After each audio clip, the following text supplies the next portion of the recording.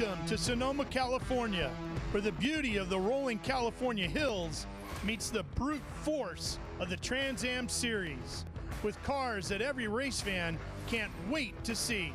You keep coming back to the cars. I have not driven a car that's more fun. On asphalt, these are by far the coolest cars I've ever driven. It's the most exciting race car to drive. If you love driving a race car, you are missing out by not driving a Trans Am car. It's as plain as that. Big power, big personalities, no gimmicks. These machines are loud, loose, and absolutely alive. And we're here to bring you all the action from Sonoma Raceway. It's the Trans Am Racing Series presented by Pirelli Tires.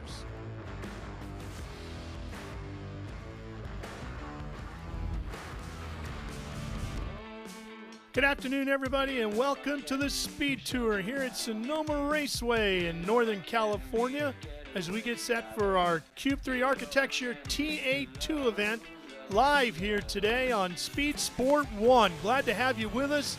Cars are forming up on the grid. Our parade lap vehicles are just about done. They're exiting the racetrack, and we're going to be racing here shortly around this beautiful, twisting 2.5-mile race circuit here in the wine country. See the massive field of Cube 3 Architecture TA2 cars that we have here today. Hillside's beautifully green right now because the winter and early spring around here in Northern California has brought plenty of rain to turn everything lush. But come back in another month or two and it's going to be brown everywhere you look. That's the stunning Turn 11 suites and club facility as our drone hovers high above the paddock area. Brent Cruz will be starting up on the pole here today. Qualifying yesterday was washed out, so they set the grid according to the fastest practice laps. And no surprise, Brent Cruz was top of the board.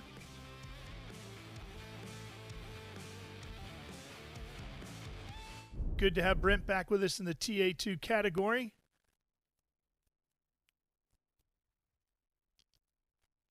So TA2.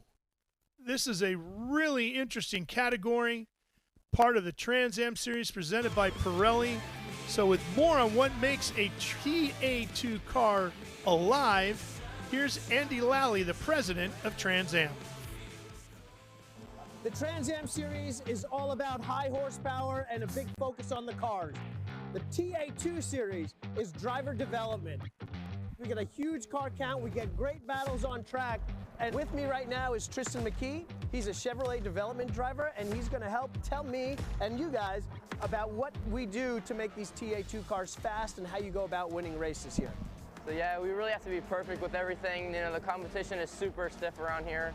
So we really have to have all our cambers, air pressures, and everything right with our Pirelli P0s. You know, they're great tires, super reliable, super consistent throughout the race.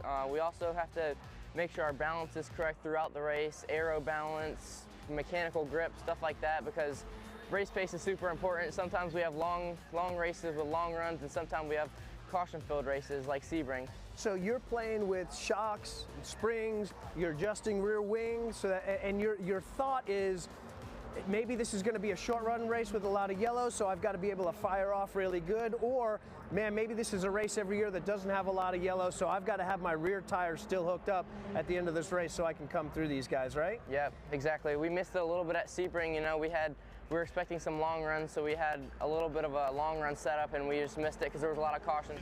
And another one around the 61 machine. Our TA2 cars are over 500 horsepower, a little over 2,800 pounds. And so as a development driver and you're coming up through the ranks, being able to just rake, tow, Ackerman, all sorts of things on this. This is the full package. So I imagine you're working with engineers and learning as much as you can from them, right? Yeah, I've learned a lot driving these cars. You know, I come from circle track world, so this is very different from what I'm used to. I'm really enjoying it. So the difference from running the circle track cars to running the road course stuff, what has been your biggest thing that you've been learning with your driving style? I've had to work on myself a lot because usually driver's fine, it's more of the car, so I've had to, you know, redo all of my braking techniques because it's all different for this style of racing. So I've learned a lot doing this, and I think it's helped me a lot in the oval world, so I think it's really cool. Awesome. Well, thank you. Good to see you and good luck this week. Thank you.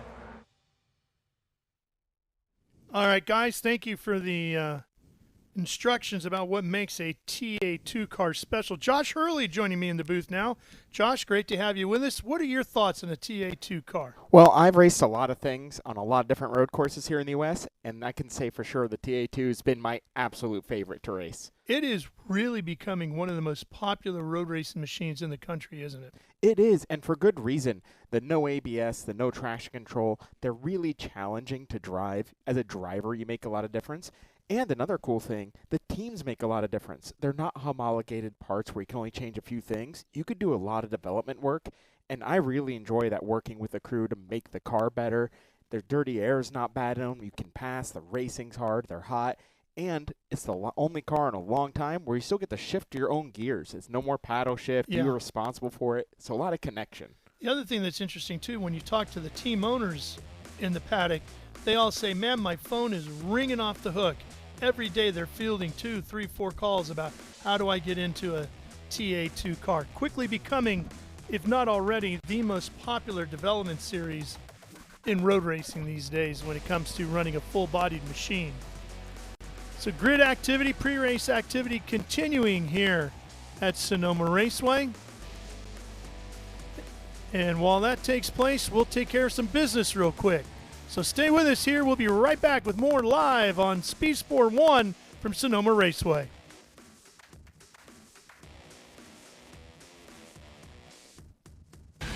Rev up and get ready for race day with Mission Foods. The world's best racers and tastiest products come together to make every race delicious. Fully loaded tacos, fast wraps, piled high nachos. Whatever you crave, Mission will help you be race ready with easy to make recipes that will take your race day to the finish line. Keep your racing delicious and enjoy all the mouth-watering action. Brought to you by Mission Foods. Too fast, too tasty.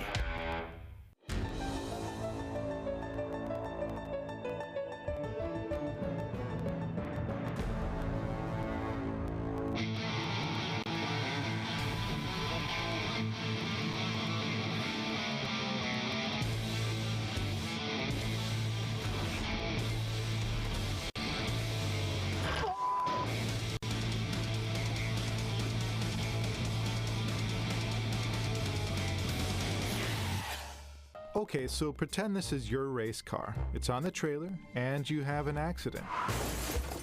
Ouch! At least your truck's insurance will pay for another one?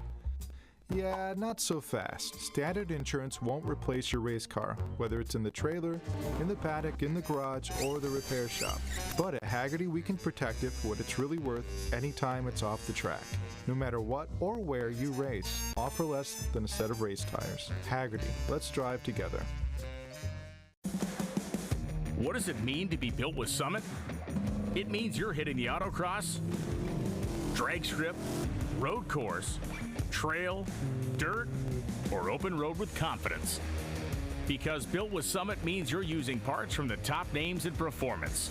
Priced to make your project affordable. And it's all backed by trusted tech expertise and blazing fast shipping. Summit Racing Equipment. Let's build it together. SummitRacing.com.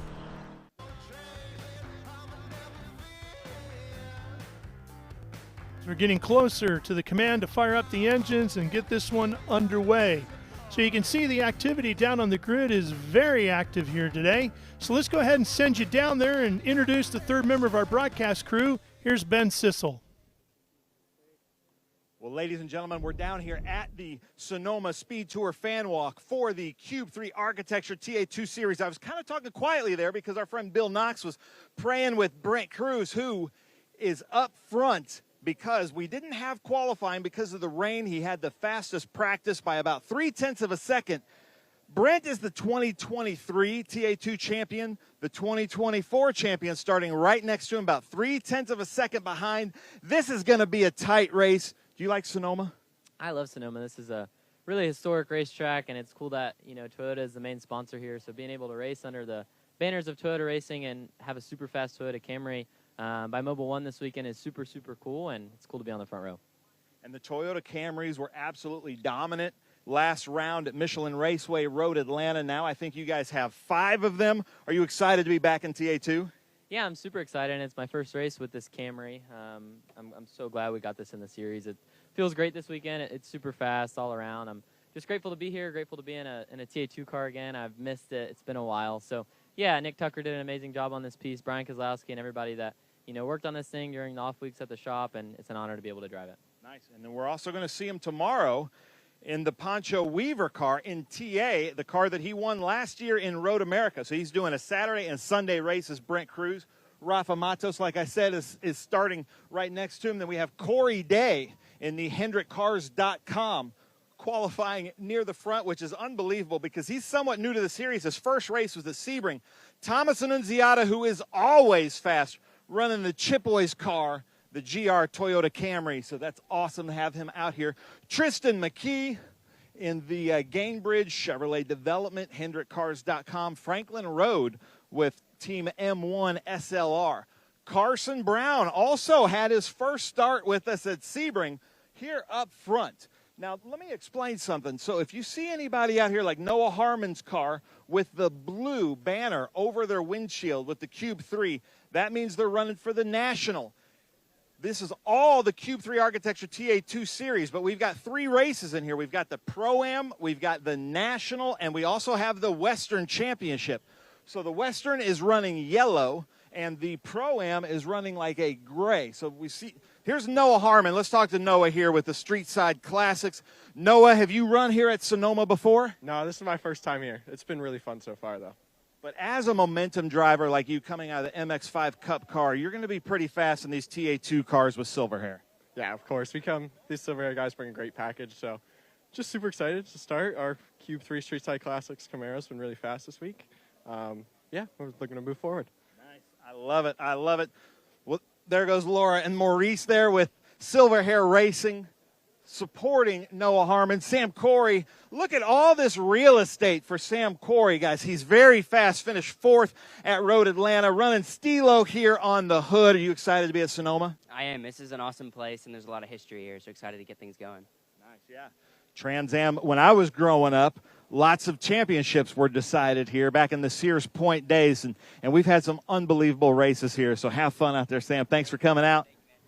So we've got Barry Bose over here running Pro-Am and Western. Barry was our Pro-Am champion last year in 2024. Speaking of 2024, our first Western, check this out, the yellow.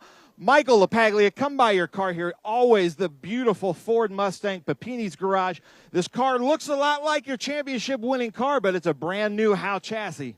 Yeah, it is. You give us so much praise for having the good-looking car. We brought the livery back, brand new 2025 Howe chassis, and couldn't be more excited to have it. Last year's car was great, and this year's car is even better. So hope we'll get some good laps out there today and show everybody, what the West Coast Howe car can do. I love it. Well, Michael LaPaglia, actually, I think Barry running Western and Pro-Am this weekend? I think so. Technically, you're not the front Western starter, right? Unless he's under the banner of just Pro-Am. I don't know, but definitely the goal is to get around him early. So, yeah, whether he's in our class or not, he's in front of me. So that's what we're doing.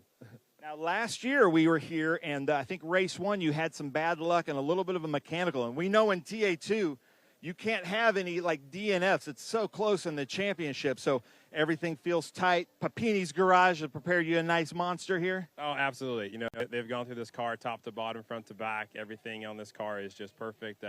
Robert, Richard, and Alan, the boys at Papini's Garage, worked super hard on this thing and couldn't do it without them. So we're looking forward to 75 minutes, no mechanicals like last year, and hopefully get a good, clean finish. Nice. Good luck, Michael. So we're talking to some champions out here. It's so much fun to be here. Julian DaCosta, always super fast in the all-black kind of Intimidator car. Julian, have you been at Sonoma before? I have not, so new experience. It's a really fun track. I'm pretty excited. I think it'll be good.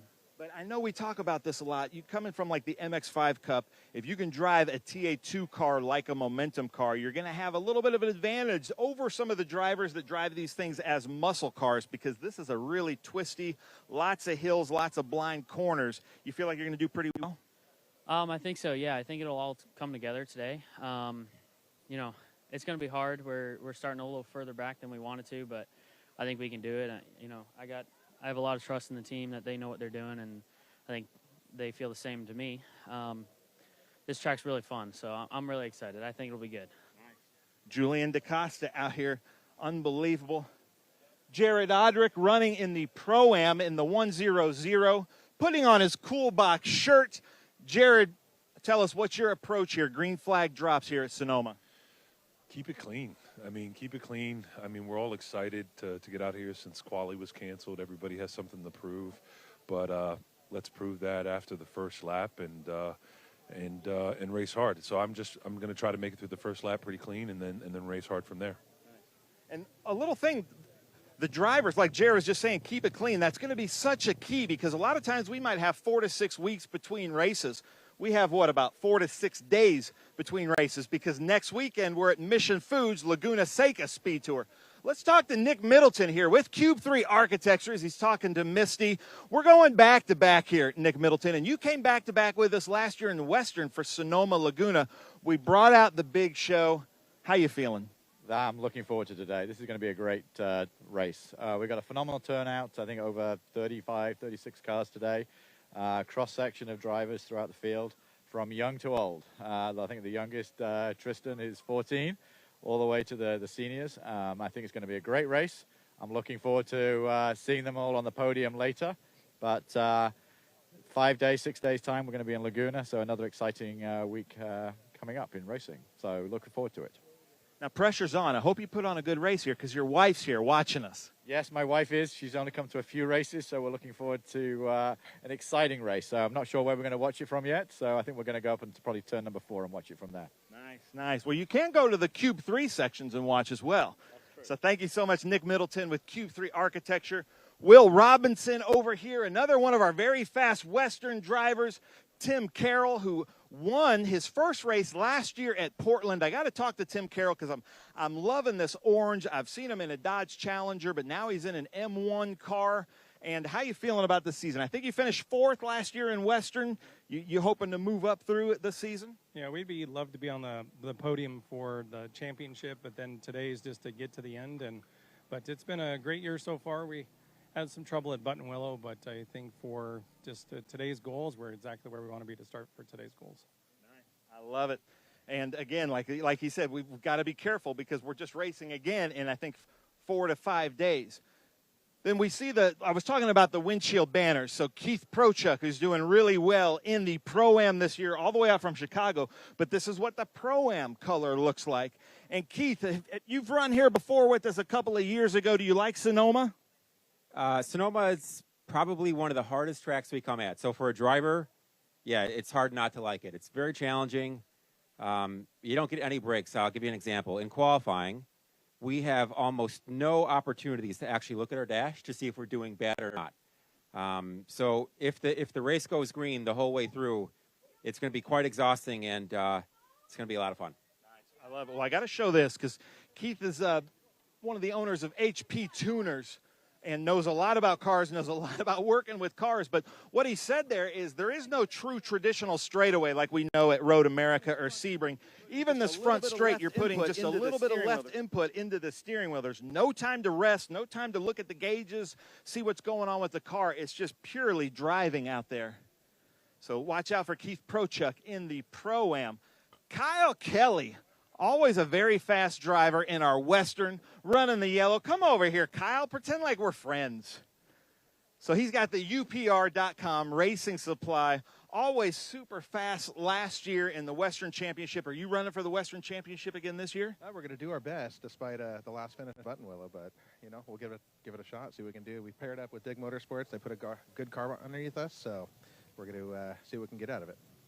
Nice. Yeah, and he mentioned Dig Motorsports. They have another car to rent if you want to be teammates with Caleb Schrader, Kyle Kelly. Awesome to see. Here I'm seeing another legend. Well, 2 legends. How about a TA2 champion and Andy Lally here with Gian Buffamonte. Come on in here, man. Come on in here. So Tony Buffamonte, who was telling me that Sonoma, you had some good luck here and got you an Indy Lights ride and all that stuff. I know Andy's had a good time, but as a dad, now Gian's racing with you. And you're kind of, behind the pit wall telling them what to do. Are you a little nervous out there? Oh, my God. This is way worse than driving myself, for sure. And I'm not telling him what to do anymore because every time I do that on the radio, he tells me to shut up. He's got it under control. So I feel pretty good about today. All right, Andy, quickly, how you feeling about this race start? I'm excited. I love the new pavement here at Sonoma. It's completely changed how you look and attack this track. It's really cool. Hanging out with guys like this. I raced against Tony back in the day, so like what I feel like, not having kids myself, but having his kids show up and do this race, definitely puts a timestamp on what we've done in the past. But having fast young guys like this on our grid is super special, and I'm stoked to see this race. Gian, third-generation race car driver here at Sonoma. Does it get any better than this? This is awesome, man. Sonoma's a great place. The Nitro boys have got it tuned up amazing, and I'm excited to get going. Should be going. Nice. I love it. I love it. Well, good luck out there, Gian Buffamonte. We're coming here to the front. All right, I'm going to send it up to you, Ralph, up in the booth. Okay, Ben, and we're going to take a quick break, and we'll come back and close up our pre-race activities, fire up those engines, and get this one underway. Stay with us right here live on Speed Sport 1.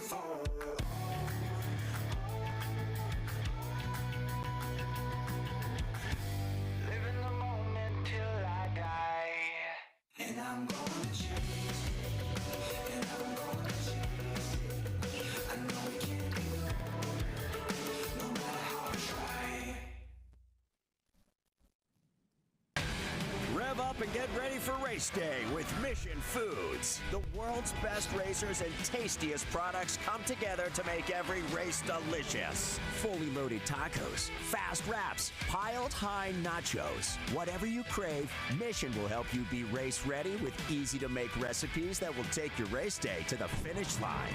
Keep your racing delicious and enjoy all the mouth-watering action. Brought to you by Mission Foods. Too fast, too tasty.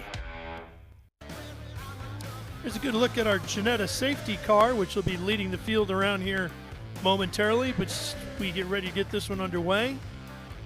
One of the drivers contesting our event here this afternoon is Mia Lovell. She'll be in the Nitro Motorsports entry, back there about the middle of the pack, starting around 10th. Mia is brand new to the series and has already made a significant impact on the Cube 3 Architecture TA2 Championship. Hi, I'm Mia Lovell. I'm 18 years old from Phoenix, Arizona, and I'm a race car driver in the TA2 Series. I would say aggressive, analytical. Honestly, the aggression kind of surprises me sometimes because I'm a pretty laid-back person, but I don't know what it is, but when I get in the car, I just have all this aggression.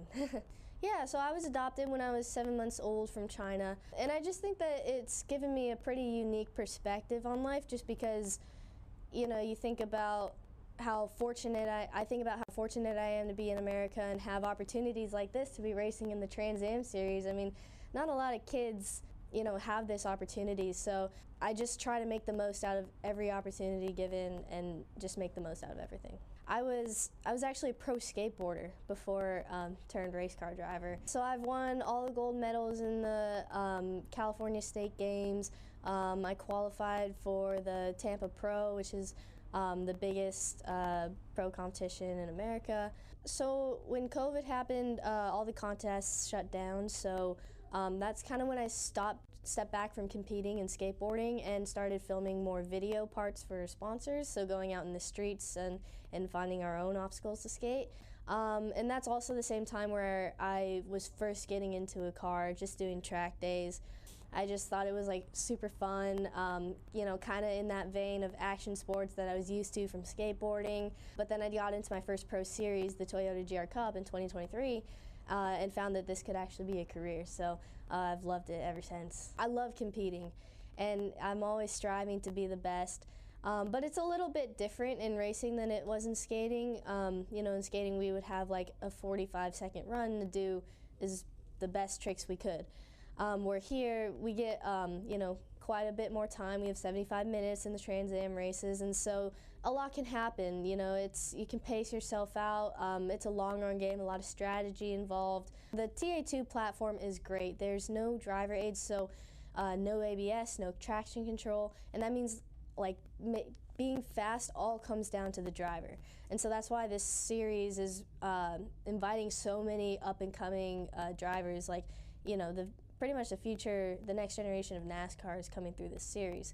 And so, yeah, that being said, without driver aids, it definitely is a challenge to drive these cars. I mean, they are a handful, and you really have to wheel it 100% of the time.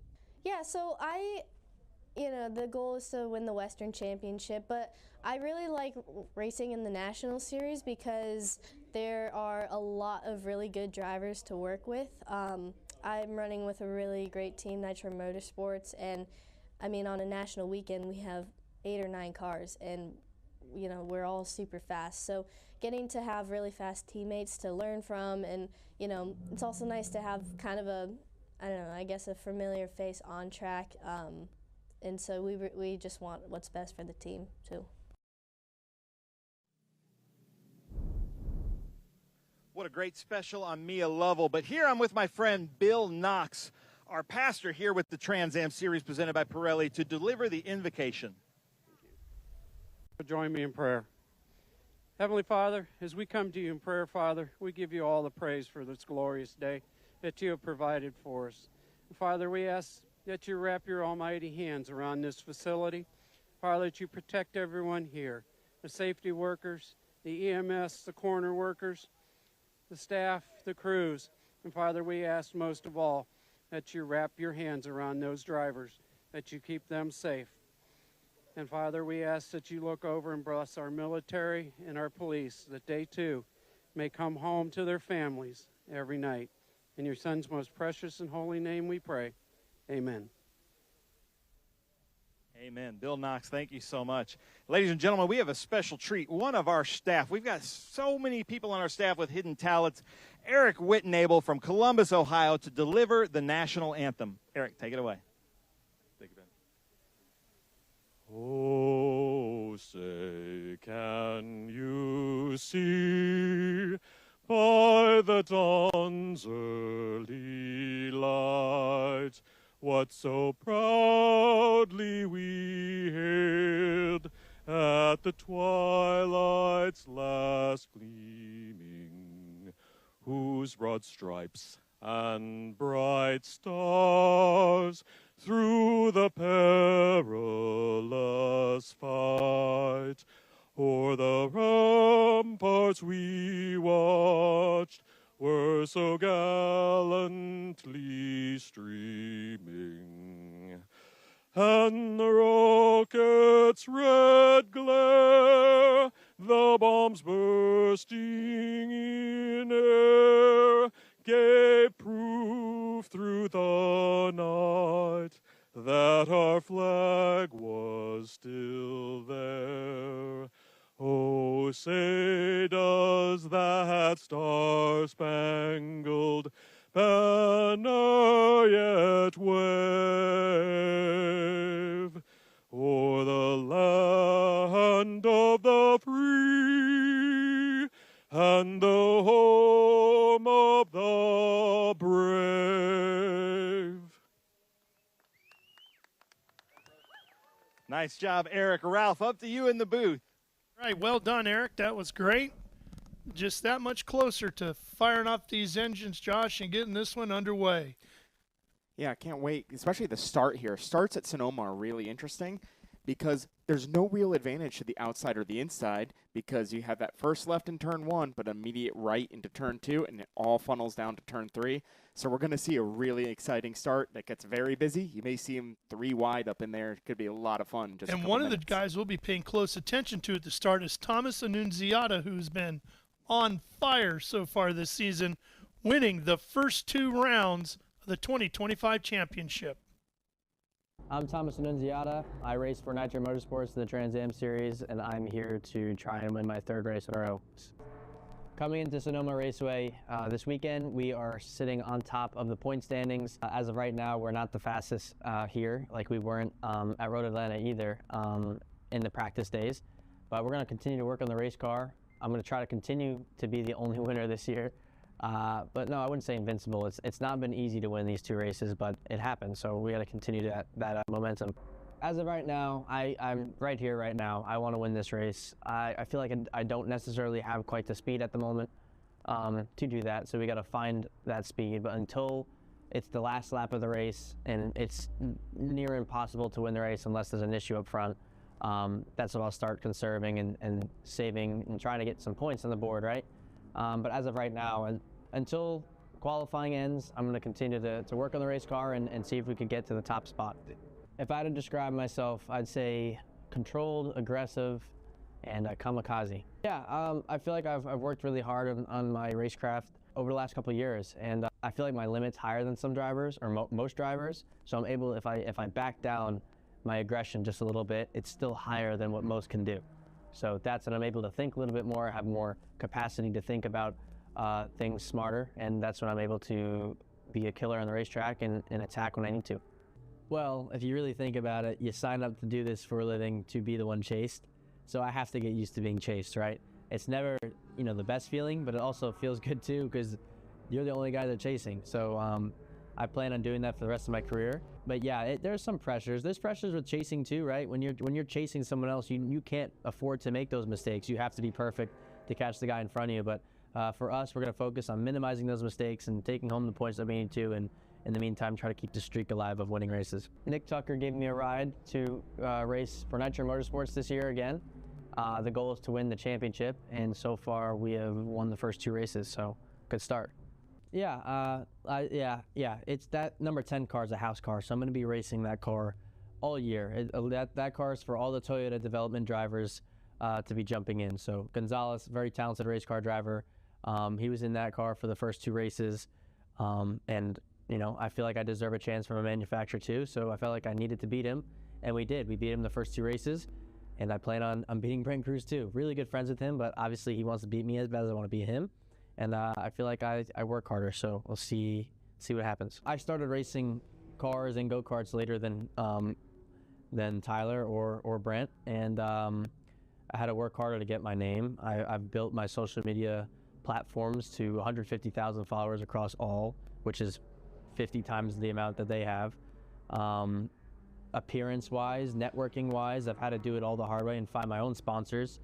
And I've now built my own name for myself, and I'm now beating those drivers, so I feel like I deserve a chance.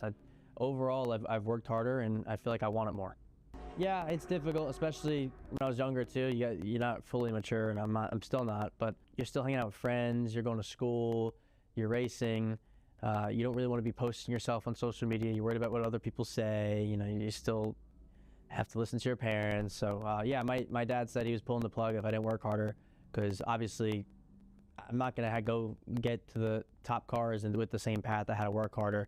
So he said if I don't work harder, I'm done. So I had to either sink or swim in that moment. And did I really want this, or did I not? And I did. So I put hours and hours of effort in, and grew my channel, had a video that blew up at almost 20 million views, and really built myself a platform to promote brands and companies as well. And I can now tackle companies from all different aspects, and on top of that, I'm fast. So. Well, Josh, for just 19 years old, he has a real take no prisoners attitude. He does. I raced with him a lot last year, and we definitely had some fun interactions on track. controlled aggression is how he described himself, and I think that showed last year. It started out with a little aggression, and as he got more mature throughout the season, it became more controlled, and he's fun to race against and a great little racing driver. You're going to see a lot out of him, not only today, but in the future. Well, Dan Teichscheid is the president of Speed Sport 1, and he's with Ben and ready to give us the command, Ben. Yeah, thank you. I'm with Dan Teichscheid, the network president for our marketing partners and our broadcast partner, Speed Sport 1, to deliver the most famous words in motorsports. Take the mic and take it away, Dan. Drivers, start your engines. All right, well done, Dan. I'll have to pick on him a little bit on the company conference calls coming up about that. This has to be the best booth in motorsports, having the cars right below us starting. It's great to be in the booth and still be part of the Gentlemen Start Your Engines. Let me tell you, it's a lot better than one I began my career with here 40 years ago. It was an office trailer down there at the start-finish line. This view is certainly much more spectacular. Of course, this grandstand didn't exist back then. This whole tower's still fairly new here. So this is round 3 of the championship for the Cube 3 Architecture TA2 Series. Let's take you back to the first 2 events, kicking things off in March in Sebring as we do. This is how things went there, and again, a huge field of cars to get the year underway.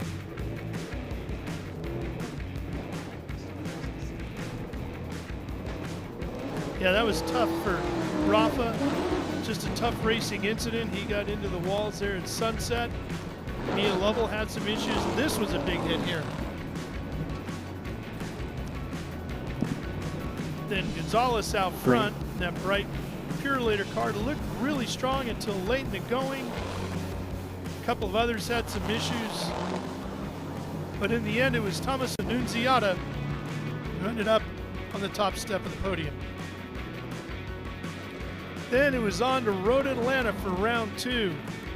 And the battle here was not just a competition, but for traction. There was a lot of people slipping and sliding that day. Yeah, but get very greasy when it gets warm, and it was the first race for the new Toyota body. Mia Lovell had a huge impact coming down out of turn 12. Sabato had one as well. Here's his incident.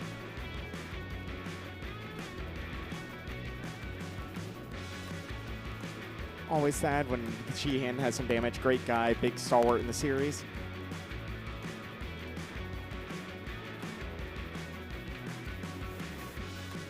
Through the famed S's, and you'll see coming out of the last corner, not the last corner, but the corner onto the back straightaway. Yeah, drivers are having a lot of issues there. That curb is scary in these cars. With Kowski Right down here. the S's. This is the one we were talking about, spinning right in front of the pack. Adrian Vostovsky. You got to be very careful when you see one of your fellow competitors getting all 4 off there, don't you? Oh, that is a heart in your throat moment. Same here where you see the 10 car out. That is bumpy and rough and hard to hang on. Now here's Sonoma Raceway. Let's take you around with our track map and show you some of the elevation and some of the different corners here. Getting this one started, as we both said, turn 1, one of the fastest corners on the track before you head up to Mission turn 2. And then turn 3, right after Mission turn 2, which is really important for passing, sets you up for 3. 3 and 3A is completely blind. You can't see anything. It's amazing to drive through. Then it's downhill through 5, quickly up and over the rise, down into the carousel here at 6, that never-ending left-hander, all the way up to the far north end at the Summit Racing Equipment, turn number 7, before you hit those Cube 3 S's. And turn 7, that Summit Racing corner is where you can see your passing today. Yes, then it's down through these S's. Got to get your rhythm right through here, because if you hit it well coming out of 10, you set yourself up for Cube 3 turn 11 and big passing opportunity. Exactly. That's your last and final passing opportunity coming to the checkered flag. So that really sees some action. Right in front of the turn 11 clubhouse facility down there, which is so beautiful, and back across start-finish line and begin the climb once again. Our Janetta safety car is out in front of the field. Brent Cruz right behind it. And this one is going to be getting underway here in about one more lap.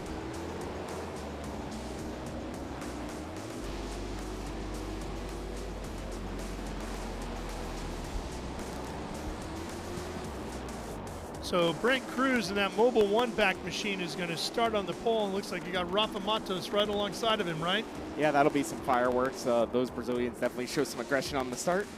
And then Thomas Annunziata on the inside of row number 2 with local Go Fast kid Corey Day in one of the Hendrick.com machines, sitting in 4th on the outside. Tristan McKee and Carson Brown. Then Noah Harmon and the always fast Adrian Vostovsky back in 9th. Sam Corey and Barry Bowes are going to round out the first 11 positions. And Barry Bowes is your first Pro-Am competitor and Western competitor. Yeah, and while we take a look at the rest of the grid, you see Mia Lovell there in 12th. Let's talk a little bit about that. We have Pro-Am and Western out here. Yeah. Talk about the differences. Yeah, Western is for the guys who compete out here. They don't do the full national tour. Really hard to go out east if your team based out here in California. So it's a championship for the guys who run just these Western races and a few races that have both. Pro-Am is for your guys who aren't your aspiring professional drivers. Maybe for you fans at home who want to come racing, that's the class for you to come out here and start. And this would be round 2 for the Western guys. They had their first race at Buttonwillow a few weeks back. Exactly, they had that, so they have their own championship here. Something important in this race, you have to really watch your battle because you're not necessarily battling with everybody. Those Western guys are looking for those Western points. And I want to show one more thing on this grid. We have Mike Skeen, one of our fastest drivers, starting in last due to a penalty from yesterday. There will be some action from that number 2 car for sure. Mike has had a rough weekend already, hasn't he? He's actually had a rough week driving out here from Charlotte. His car broke in Denver, yeah. So he's been having a week, and I think he's looking to turn that around right now. All right, here we come down through the Cube 3 Architecture S's, which means we'll be heading down to turn number 11, where our Janetta Pace car is going to be pulling off here, coming out of 10. We'll hit the pit road. Field will form up, and we will be green here momentarily. Look at that. What a great looking sight. All these cars coming through 10. Here comes the Janetta safety car. Should be exiting right there, and does. So now they are under the control of the front row of Brent Cruz and the white Mobile number 1 Camry, and Rafa Matos in that silver Camaro. Here we go. Get ready. Cube 3 Architecture TA2 Series, ready to go racing with round 3 of the National Championship from here at Sonoma Raceway. Here we go. Remember, both sides have advantages in this one, so you can be on the outside and make it work through 2. Cruz is going to get to turn 2 here at Mission Foods, turn 2 first. He'll be through there smoothly, but look at Corey Day already damaging the front nose of that car. Got into the back of Rafa when it all stacked up. Hopefully he didn't damage the radiator because that could really cause some problems. And I was just talking to his dad, Ronnie, moments ago, strong Northern California sprint car and flat track motorcycle racer before the start of this one, and he said, I got to get him to keep it clean early on. Really hard coming from that sprint car background. Way more aggressive on the starts than what you do with these full-body road racing sedans. So that's why he's out here developing that, because we already see him in some NASCAR races. Yep, he's already run some Truck Series events and ARCA races as well. Down out of the carousel. So here's where we may see some passing, especially on these cold tires. Summit turn 7, and into the Cube 3 Architecture S as we go. And Corey Day, it's up in front of his face. He can't see when the hood is like that. So you're going to be seeing him limping around the pit lane. Tough break for him, but really hard to get to pit lane when you can't see like that. Yeah, and I knew this was important for him. Well, the 16 having issues here and getting around. That's Jim Gallagher. Unfortunately, broke his wing off, too. Yep, Gallagher out of Bellevue, Washington. Here's a braking passing opportunity setting up going into Cube 3 Architecture turn number 11. Looks like it didn't really develop into too much. Still side by side coming out of there. And now if you're Brent Cruz and Thomas Annunziata, you're putting your head down, trying to cruise away from everybody else. Well, this is exactly what we wanted to see, right? Cruz and Annunziata going at it. Oh, crash right in front of us in the booth on the front straight into turn 1. Car in the wall. There you go. It's number 28. Oh, what a shame for Barry. Now, having not seen that, any indication as to what you saw might have caused that? Did he? That's an odd spot to have a. I saw the last second of it right in front of us under a start-finish line. 2 cars touched and pitched one of them into the wall. You can see the impact right across from our booth. You can see the mark in the wall. Yes, yes. Huh. I've seen bad crashes here at the apex of one, Bob Wolick had a legendary wreck here in a Porsche 962 once. Here's a look at it. Let's see if we can figure out what happened. Oh, they've already made the contact there. Wait, is that LaPaglia as well? No, that's the Guthrie. That's Mike Skeen. Mike That's Mike Skeen Skeen and the 28. 28. The Guthrie's Garage Chevrolet Camaro, and then the 28, of course, is Bose. No, that's J.C. Minette. That's the other 28. Oh, the So- other one. Yeah. So J.C. Minette. Yeah. The B-Bar Ranch, Killer Shrimp, RTR Chevrolet Camaro out of Woodland Hills, California. And what a tough break for Mike Skeen. He is just not having the week. Not his week. No. But he doesn't have time to drive back to Charlotte because he's got to be at WeatherTech Raceway Laguna Seca in just a couple of days. And it looks like we're going to go full course due to that accident to clean that Yeah. up. We got to fetch JC's in kind of a tough position. Well, he's turned it around and is driving back down. So once the field goes past and through turn one, he should be able to scoot across counter course and onto the pit lane and back into the paddock. Now this will help out Corey Day because they will be able to get that hood strapped back down, Yeah. and as long as the radiator's working. Yeah, he's already at the tail end of the field. You can see the heavy damage to the right side of the 28 of Maynette.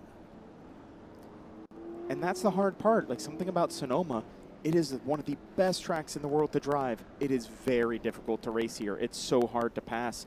You have this straightaway in the front, which isn't even straight, and that's where we saw the interaction. And Mike Skeen's in a hurry coming through the field because these races, while it's an hour, over an hour, it's still a sprint race. You can't Yeah. rely on pit stops or strategy No. to get by. No, and it's a very unforgiving racetrack. There's not a lot of runoff room anywhere around this place. No, but I can tell you who is happy about this is Rafa. Now he's going to get another chance at those Toyota boys. Yeah.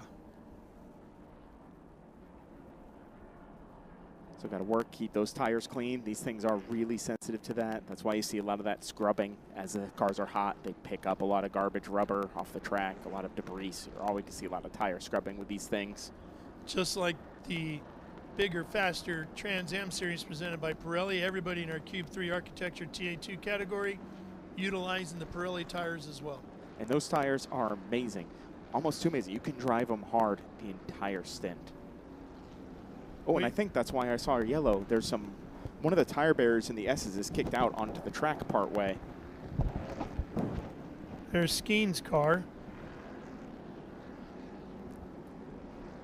Poor Mike. Well, hopefully they'll get a little start getting it prepped for Laguna because he will be in the front there for sure.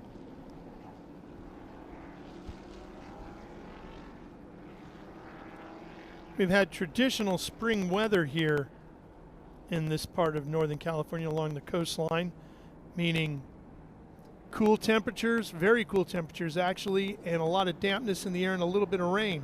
Yeah, I'm not going to lie, I was rooting for some rain today because this track with the new repave is real slippery in the wet, really grippy in the dry. So it was a lot of fun to watch a few of our people brave practice yesterday in the rain. But we'll still have a great show today, especially with this restart packing everybody up. A little more calm since we do single file restarts here, so the field will be in a little order. Also want to give a shout out to Adrian Witowski. He's in a really good spot for them. Looking to go forward. You see some stuff leaking out of the bottom of the 28. Yeah, that was a big hit scraping along the wall, but he is in a safe zone. This is the NASCAR section of the course that we bypass. Over in the chute, they call that. So hopefully we should be able to go green fairly soon. Speaking of Adrian Witowski, doing a great job. Really has developed into a great little racing driver. He's already moved up a couple spots too, moving up to 6th and really playing with the big boys now. Pointy end of the stick up here, right? Exactly. Like, remember, he's developing into a pro, and he's up there with all the young kids who've been raised to be pro racing drivers, or Rafa Matos, who comes from IndyCar, and a lot of big guys. You had Corey Day up there, who's won World of Outlaw and high limit races. So the pointy end of this field is tough.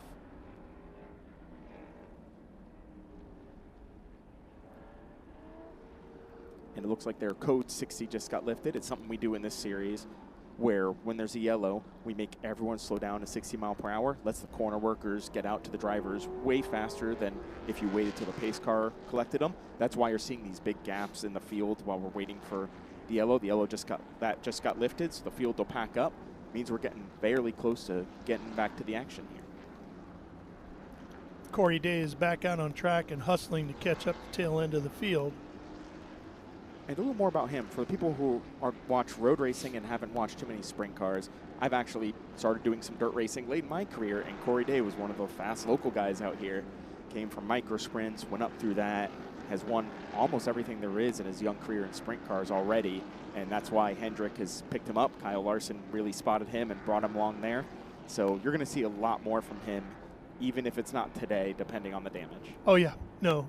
And Corey comes from a very significant racing family here in Northern California. His dad, Ronnie, been a good friend for many, many years. Ronnie was a 410 sprint car racer himself and a flat track motorcycle racer. In fact, I was asking Ronnie earlier today, I said, where did you get wins around here? He said, over the hill in Petaluma and over the other hill in Calistoga. Calistoga here is coming back, Coming back in September, yep. They're going to have the Louis Vermeil Classic once again over there. The Hunt family, Tommy and Tony and Jeannie, doing a tremendous job in keeping that amazing facility open once again. And since we're talking about dirt, that actually brings me to our leader, Brent Cruz. He's one of the few out here also with dirt experience. Something that really showed, he did a few TA2 races with us last year. It really showed. One of the races we did at St. Louis, Brent, myself, and Ben Mayer, all dirt experience, we're the only ones moving around the track, finding the grip. So if the grip starts changing on this track, you'll see Brent to be one of the first guys to start moving the lines around. And that is possible here. That black shiny stuff you see on the track can sometimes get slippy, especially if it gets warm and we have a long green flag run. You may see Brent moving his line to minimize contact with it as much as he can. And he'll be the first guy out there you see doing that due to that dirt experience, him and Corey. Yeah, well, that's the thing about dirt track racing, right? Each lap is different than the one before. The track is never the same. Yeah, I wish I did it when I was younger. I didn't do it till after I'd already been racing sports cars for most of my life, but it's incredible. And that's what's fun about this series, too. You have guys who've done a little bit of everything, from sports cars, stock cars, dirt racing, and everything in between. And with me a level, from skateboarding. Who knew? Yeah. So it looks like they have skiing coming in, so we've got to be getting close. And, you know, it's one of the interesting things in talking with Mia about that big wreck she had at Road Atlanta and how she mentally got herself back into the race car and said, I've got to go do this, and was back in the car, you know, the next day. Mia said one of the things that she learned from skateboarding was, you know, you're up on the wall of a pool or whatever, you have a big wreck, you're doing a big crash, you're doing one of the tricks or what have you, you've got to get back up, get right back on the board because the clock is still ticking in the competition. Oh, that's a good point. Yeah, I'm used to us where we get to collect our thoughts. Or right. Unless it's Formula One and the old T-car days where you could run back to the car. The next one, yeah. So that really helped her get mentally focused to get back in the car and get going. So our Janetta safety car is making its way out of turn 10. You see Corey Day has tagged the back end of the field. You can see the elevation going down through those Cube 3 Architecture S's. Well, our pace car, safety car is staying out one more lap here, Josh. Yep, that one more lap. Hopefully that's only one. But talking about those S's, this is one of the few series that are a pro series where you get to run the full S's. IndyCar and others use the chicane, and they are fast and scary. It is a ton of fun to slide one of these TA2 cars through there.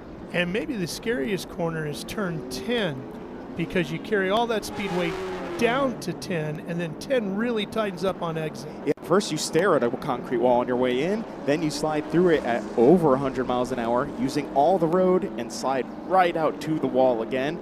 Then drive into another concrete canyon at 150 miles an hour, hit the brakes at the last second, and try not to hit the wall at the end of that one. That's part of what makes this track so much fun to drive. The driver really plays a big role in making lap time here.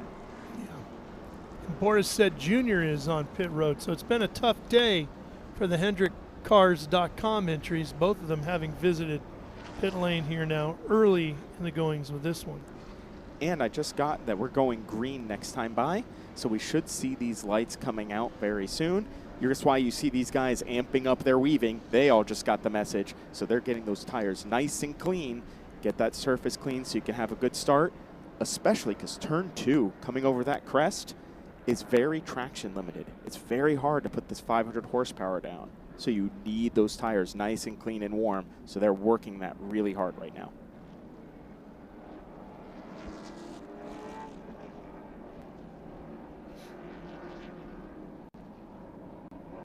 And also, that gets a little hard. As you can see with Noah, it gets a little hard in this field, too, to do that tire warming because you never know if the guy's in front of you going, there we go. Now he's scrubbing it off. You see that extra little hand movement when the car leans. That's to physically scrub it along the track.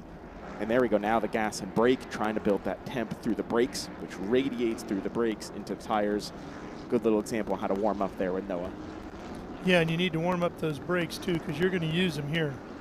Yes, you are. And these TA2s always use them. It kind of brings back the old heyday of cars that are under-tired and under-braked. That's what these TA2s are, and that's part of the reason they're so much fun and why they put on such a good show. All right, we got Cruz and Annunziata sitting there in 1 and 2, ready to go. And then McKee and Rafa Matos right behind them. Should be a good show. All right, field is packing up tightly behind the Ginetta safety car. Keep our eyes open for the car to pull off, the Ginetta. And lights are out. Here he comes, hits pit road, and we are ready to go. Brent Cruz has the field under control. He'll be looking to get into the throttle coming through turn number 11 here. Cube 3 Architecture, turn number 11. Here we go. Out of 11, headed to 12. And the green flag will be waiting as they round the bend. Green is out, and we're racing once again here at Sonoma. Jumps on the throttle, gets a good jump. And everybody starts hunting for the line into turn 2. Mission Foods, turn 2. Annunziata's right there. Almost looked like a little bit of contact there, Josh. Yeah, just a little bit of fender rubbing. That's okay with these cars. They're built for that. I do see something interesting out of Rafa's car. It's picking the nose up an awful lot, so I think he's set up for a long run. That softer end takes care of the rear tires, but means it'll take a little bit to come in. Side by side behind Rafa with Brown and Vostovsky. Oh, and around goes the 98 machine, Doug Winston out of North White Plains, New York, to bring back the trade's D&M electric Ford Mustang. He should be able to get it back out. Looks like he was getting it out of the grass. Well, Brent Cruz doing what Brent Cruz does, trying to stretch things out. He's already put about a car length between him and Annunziata. He is so incredibly quick. He is, and he's doing an extra good job because we just saw Annunziata's trying. I saw right front Blake lock up. Not enough to flat spot, but a little bit of lockup, so he is pushing. Yeah, the pressure is on, and McKee has already lost some ground to Annunziata, and then Rafa behind him. Now let's see what they do under the heavy braking here at Cube 3 Architecture, turn number 11. And the reason you see these guys apexing really early, that paint on the inside has more grip than the racetrack, so they're all searching for that paint in turn 11. Back up the hill we thunder.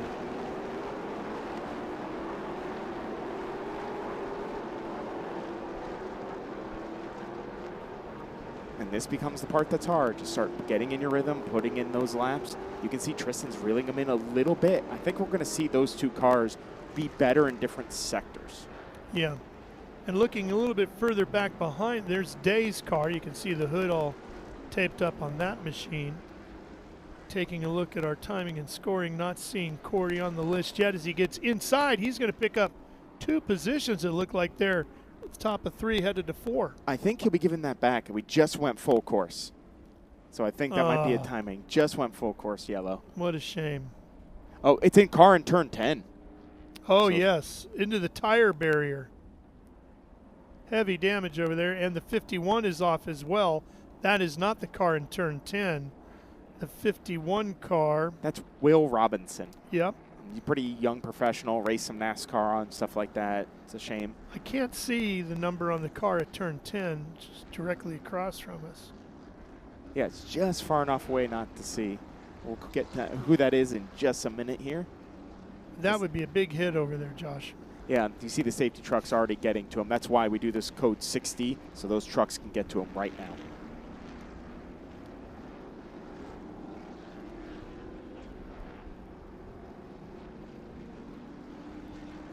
Tire barrier pushed back in over there. Yeah, the good thing is these are very safe cars. I actually, Barry Bowes had a hit like that here last year in the Western Championship and was absolutely fine. So we still quite can't see who it is with the safety truck there, but they're attending to him.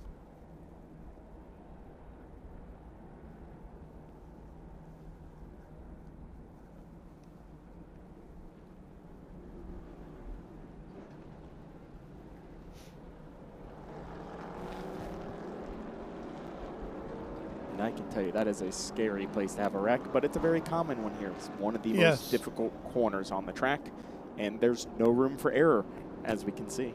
Let's get an update on Brent Cruz's machine from Ben.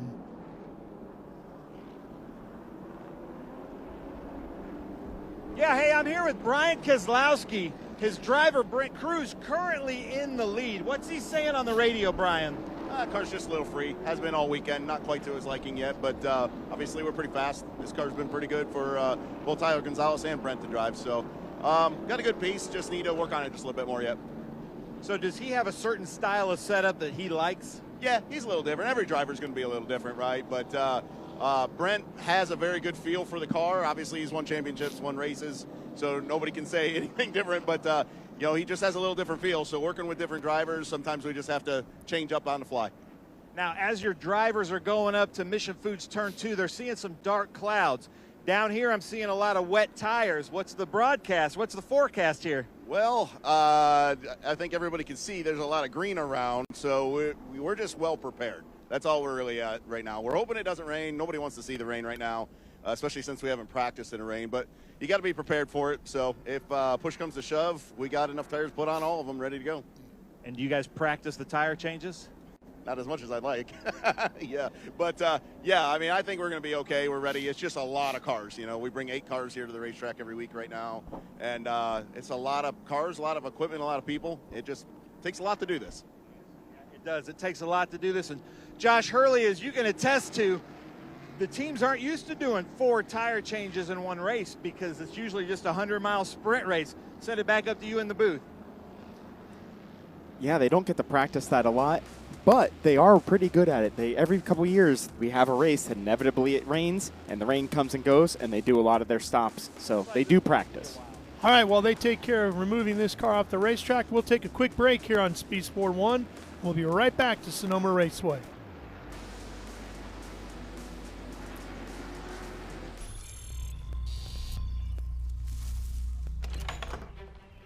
Yes. Hon, the weather tech's here. WeatherTech is the ultimate protection for your vehicle. Laser measured floor liners, no drill mud flaps, cargo liner, bump step, seat protector, and cup phone. What about my car? WeatherTech.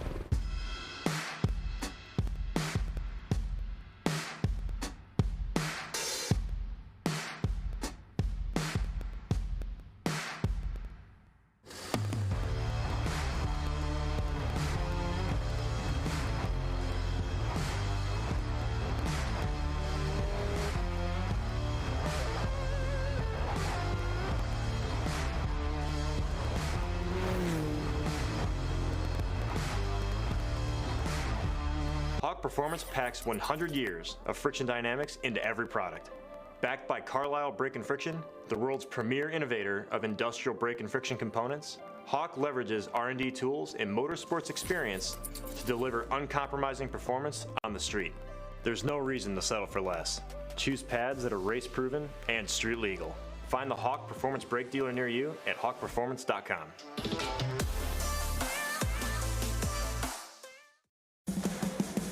What does it mean to be built with Summit? It means you're hitting the autocross, drag strip, road course, trail, dirt, or open road with confidence. Because built with Summit means you're using parts from the top names in performance. Priced to make your project affordable. And it's all backed by trusted tech expertise and blazing fast shipping. Summit Racing Equipment. Let's build it together. SummitRacing.com.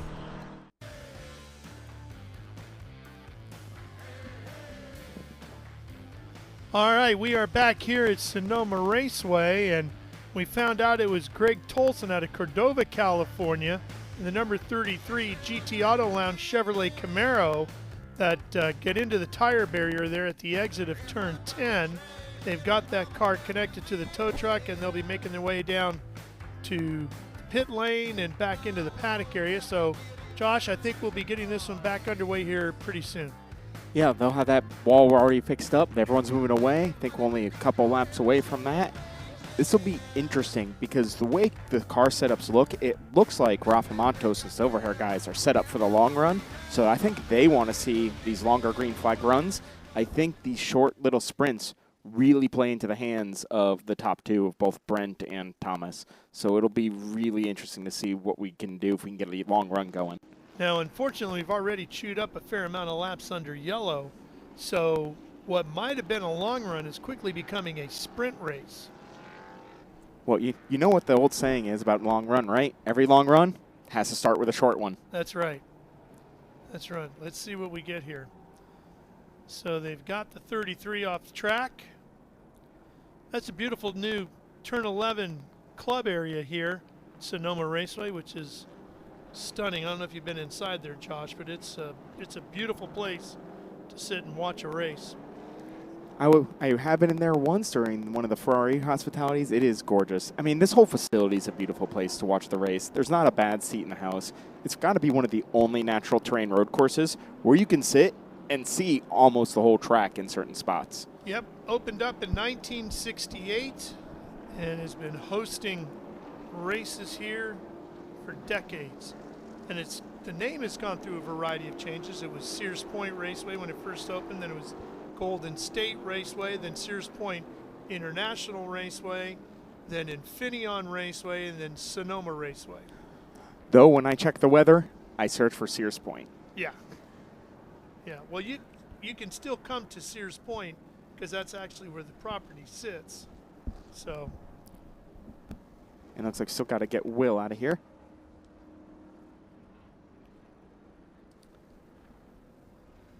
So Paul Menard is the reigning Trans Am Series by Pirelli champion, but he's a big fan of the Cube 3 Architecture TA2 Series. You know, you see, we have TA1, then you have TA2, which is, you see a lot of young talent learning, either being a road racer and showing their skills to move to IMSA or NASCAR, or, development drivers, Brent Cruz, for example, Connor Zillich, who's amazing, and Thomas Annunziata, a lot of young guys that have the talent to move up, and it's where they get their feet wet. I like to see TA1 kind of become the next step for them to, feel more powerful cars and a little edgier cars. The TA2 cars, you can slide around a lot. The TA1 cars are much less forgiving, more on edge. So I can see TA1 kind of becoming what TA2 is now, as far as the young guys getting big car experience.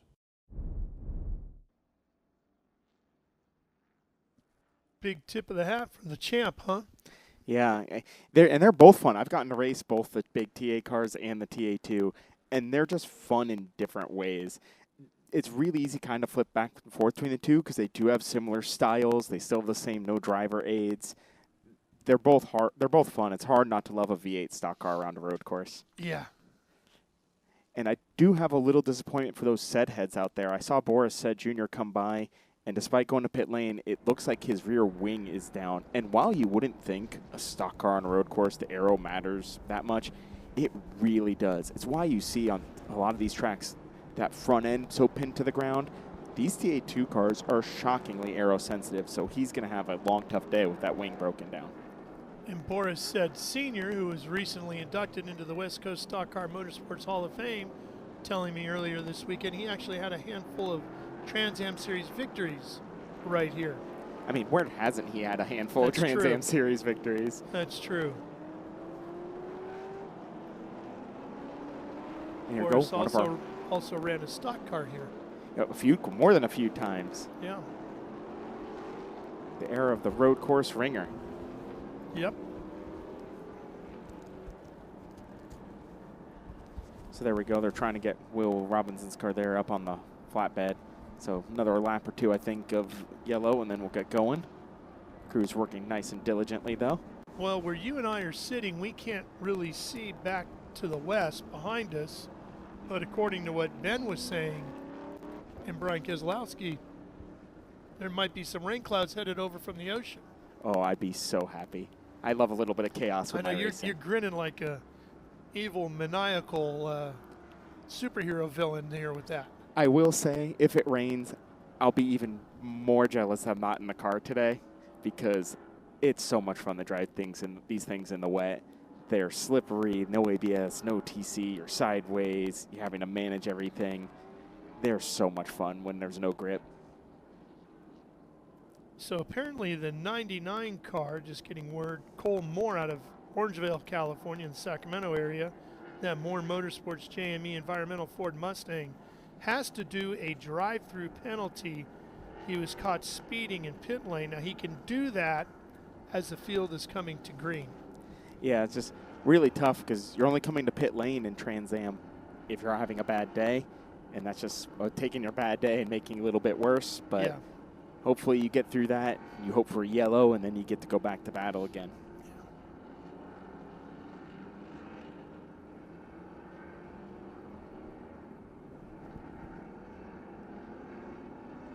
So again, just circulating under yellow. This is where time as a driver, you're trying to figure out what you want to do, keep those tires clean, keep as much relative heat as you can, try to make a plan for the start.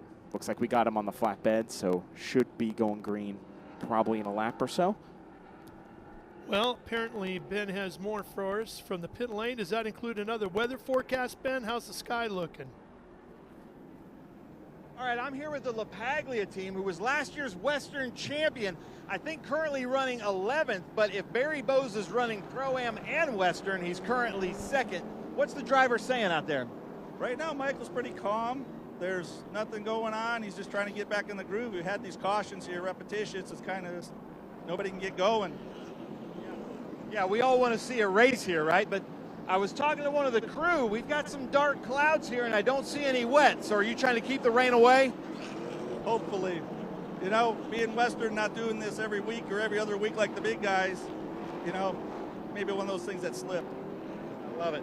Now let's come over here. That's LaPaglia running in the Western. We'll come over here to Silverhair. Let me see if I can talk to somebody at Silverhair. Maurice or Laura, you want to talk to me about Rafa and Noah? All right, so Laura, what's Rafa's currently running in 4th place, and you've got Noah out there. What are your drivers saying on the radio? They're saying that the cars are going to come in. They're strong. They're looking good. Of course, we're prepared. If rain happens to come, we're going to pray it doesn't.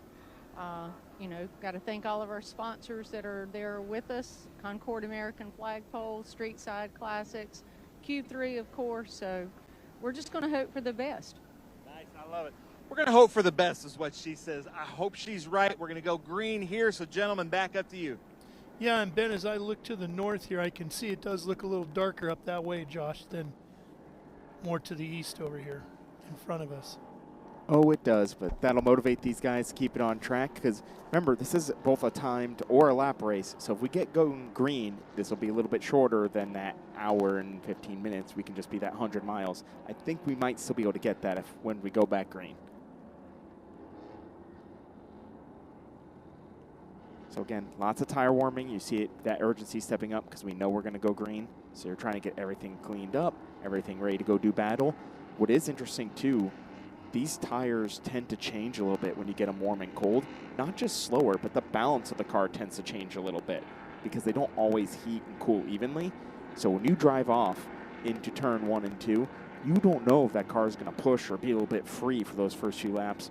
Though it did sound like, talking to Nitro, that Brent knows he's going to be a little bit free, which can get a little difficult and hurt those rear tires around here. So it'll be neat to see how this race evolves with their setups. Looks like our genetic safety car is going to be pulling off, and we'll be ready to go back at it. Brent Cruz, just like he had did in the first 2 races of the season, the Trans Am Series presented by Pirelli, has dominated at the front of the field now. He didn't win either one of those races. He ended up having mechanical issues. We'll see if he can nurse it home to the victory here today in this TA2 race. Here we go, back to green, racing into turn number 1. Oh, and McKee is way closer on this start. He had a great start. McKee in the yellow and white and black entry, sitting in 3rd. And it looked like Rafa has company back there in 4th. In fact, he lost the spot. He did. That looks like Carson Brown getting through. Always tough to pass the reigning champ. Yeah, Brown gets through. Vostovsky right behind Matos in that white with the red stripes. And the field heads into turn number 4. And remember, we have to give a lap or 2 to see how these balances change. What you see these first laps or so can be a lot different. These cars sometimes take up a lap or 2 to heat up, especially if you're setting up for that long run. Mia Lovell doing a nice job. She's worked her way up to 8th. She started this race, I believe, back in 11th. Yeah, and again, any pass here is hard to make. So if you've moved up 2 or 3 spots already, you're having a really good day. She earned that Hard Charger Award at Road Atlanta. Trying to get herself another one here today. But you can really work the curbing here, can't you? You can, especially in these TA2 cars. They have a lot of travel. You're not allowed to run any bump stops. For those who don't know, bump stop actually keeps the suspension from traveling too far up. This series, they're banned, so those wheels can come way up and absorb really big bumps. You know, Josh, I'm sure you lived through this. Our top 2, Brent Cruz and Thomas Annunziata, are good buddies. They're also fierce competitors and rivals. Do you have anybody like that during your career? I've had quite a few. My biggest one has to be probably in go-karts. It was a kid named Stuart and Marcel. We were both driving for 2 factory teams. The best race ever been was me and him. We were hitting each other all over the track. We came in, and our 2 crews were fighting. We walk up to each other and said, that was some of the most fun we ever had. Yeah. Why are you guys fighting? So it's pretty funny how the rivalry plays out differently between the crews and the drivers. What does make it worse for these 2 or harder is being on the same team and having the same equipment. That really hurts if the other guy beats you versus, no, he's a different car, better setup that day, something. So here it's just you and the same equipment. You really want to beat them. Well, these 2 probably know each other's tendencies very well also, so you're going to be looking to force that guy to make that mistake in a particular way. Exactly. And you do have one interesting wiggle on it here in that Brent isn't running the full season because he's doing some ARCA and some other stuff. Where Thomas, this is his championship. So he might be a little less aggressive, though he's young. You've heard him. He says he's controlled aggression and kamikaze. So emphasis on that might. I still think he's going to want to go get that W. Well, and it's also one of those things, to be the man, you got to beat the man. And he knows he's got to beat Brent Cruz to really prove he's the guy this year. Exactly. And, I mean, we all saw on that talk, we saw that Joe Gibbs racing sweater that Brent was wearing, so there's no clue where he's going. There's obviously a clue where he's going, and Thomas, I'm sure, wants to go there as well. Right now, Brent can go just about anywhere he wants. He's got a lot of folks looking at him. And this one is getting hot with about 25 laps to go. Cruz and Annunziata still separated by less than half a second, continuing to battle for the win here. We're also heating up. If you look at our timing, right now it's highlighted with that Bose and LaPaglia. They're next to each other, and they're running for the Western. So the Western battle, they're right next to each other on track for the lead in that Western class. And we have the Pro-Am category as well. Exactly. They're a little farther separate with Bose. That's that blue, that Bose and Audric. Audric has to get through those 2 other drivers, which is the big challenge, separating yourself with mixed. There goes Corey Day, gaining a position. Yeah, he's still going to have a tough day with that damage. You probably won't see him running the same laps as the leaders, because even that little hood crinkle, but you're trying to make the best that you can. Great practice for those NASCAR races, because you see those guys having to do this all the time. Interestingly, too, you already see Brent changing line. On entry there, you saw him missing a little bit more of that patch already, so that means rubber's probably going down. It's probably getting just a touch greasy. Yeah, that's down at Summit, turn 7. Love seeing these cars belching flames too. Yeah, everything about the Cube 3S is here. Belching flames, climbing curves, big V8 sounds. What's not to love?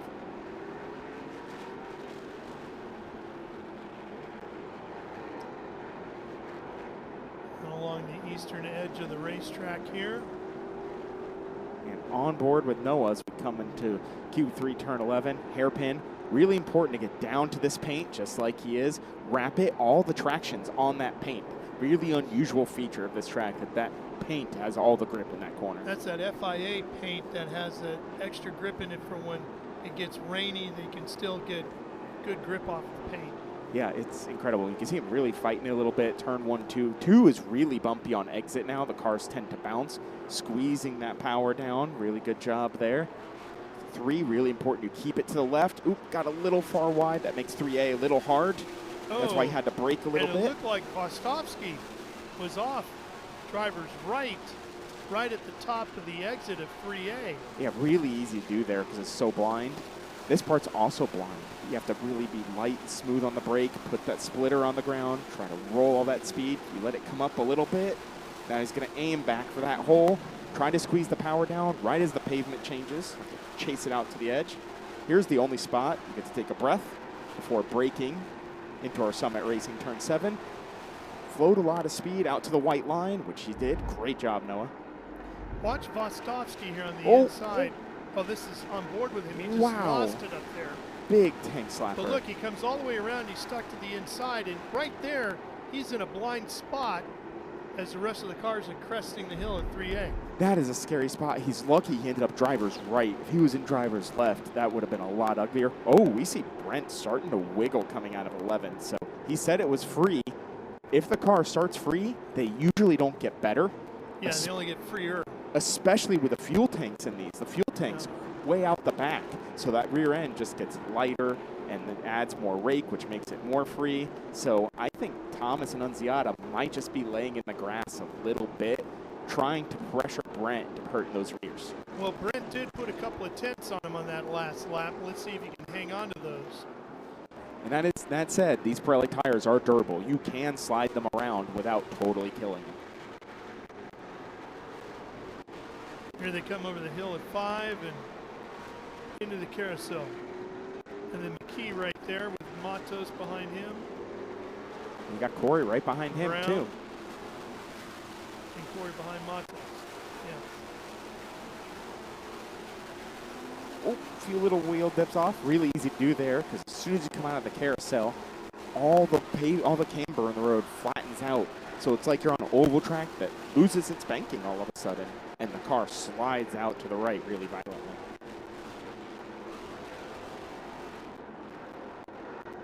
Got a good view there of LaPaglia, one of our Western stalwarts, as well as DaCosta trying to come through. And there's Barry Bowes, your Western and Pro-Am leader right now.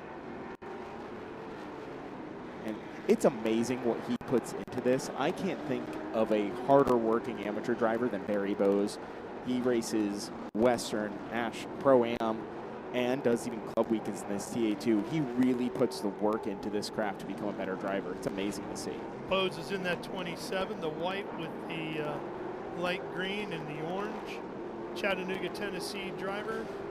Piaggio Data SLR M1 Chevrolet Camaro. On timing, I have Annunziata dropping down a lot. Did we have a problem for Thomas Annunziata? Yeah, he's dropping way out of the. I wonder if something went wrong and we didn't see it. I haven't seen our race leader come by either here. Trying to find where Brent Cruz would be. Annunziata should be right behind him if everything was right, but it must not be. So we'll find out. Cruz is headed up to Summit turn number 7 right now, and Annunziata's gone. So something happened to Thomas Annunziata. That's a big story for the championship as well, not just the race. There's Cruz right there, and Annunziata was right behind him less than a second, and he's gone. Yeah, all by his own, so makes it a good point stay for McKee. So McKee, it doesn't matter for him points-wise if Brent wins the race. No. If McKee's in second. He's essentially getting first-place points, so he needs to manage his day and have no mistakes because he just got gifted. You got to maximize your good days and minimize your bad days. Especially that last one. That first one, good days come and go. Maximizing those bad days is what really builds a championship. And is that Annunziata in the pit lane? I think so. And that looks like Ben hustling over there to get the story.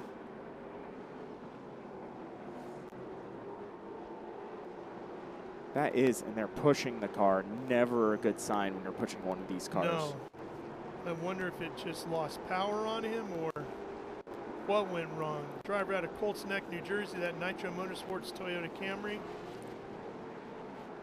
Speaking of Nitro Motorsports, did you see they just purchased Venturini Racing? I did. They went from not just being the biggest team in Trans Am 2, but they are now the biggest team in ARCA. Big shoes to fill with Venturini, but all really associated with that Toyota. So just shows Toyota really investing into the series and where these young drivers want to go.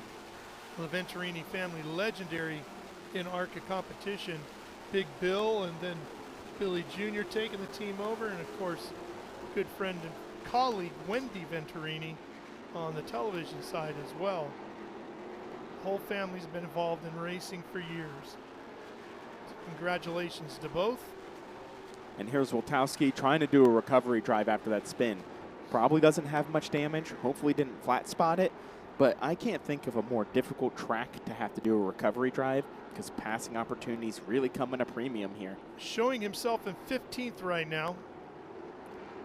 Yeah, and was running what would have been a top 5. He was running Yes. 6th. So really tough for him. He's such a nice guy. Really works on this craft. See, they've got Thomas Annunziata's car up on jack. Looks like he's still in the car. So this looks like rear end or gearbox to me. Yeah. Both of which are easy to damage, especially here. These gearboxes are amazing, but a few wrong shifts, you damage the dogs or the axles here because Sonoma in particular has all these crests. You can get wheel spin, Yeah. it spins up, and when it lands, it can break the axle. Yeah. So one of our younger drivers maybe not had the experience of managing that, or something could just break. Things also do just happen, so not necessarily his fault, but tough break either way. And Barry Bowes getting under pressure from DaCosta. And it looks like Tom Sheheen has either a puncture or a motor issue right in front of us up turn 2. Looks like right front, maybe? Yeah, right at Mission Foods turn 2 has something wrong. There he is in the 27. Hopefully not dropping fluid. So we hear rear end for Thomas Annunziata. Blew out the rear end, which... Yeah, that's the 97 of Tom Sheheen at a Oh, New and Sheheen's Hampshire. around. Whatever it is... Over there coming out of 4. Yep. Oh, and another one, too. That's the 127. That's John Moore out of Roseville. Sacramento area. So all happening now with... And he's got some damage to the right front there. You can see that hood all crinkled up. And he might be in an impact area, which might bring out a yellow. And it looks like I'm seeing a full course yellow here at the start-finish line. And we got an oil flag out as well.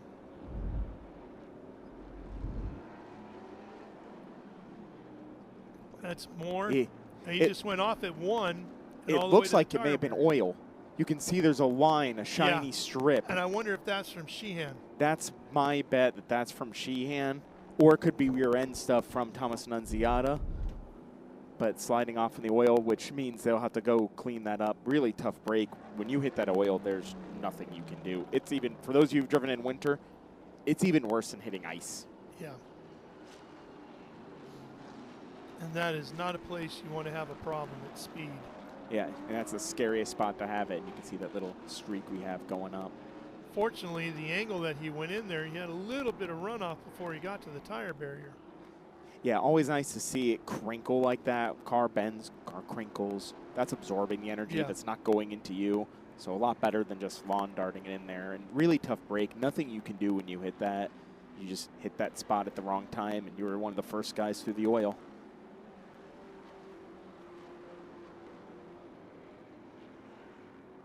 So all happening under that. We had the whatever we assume Sheheen was putting that fluid down.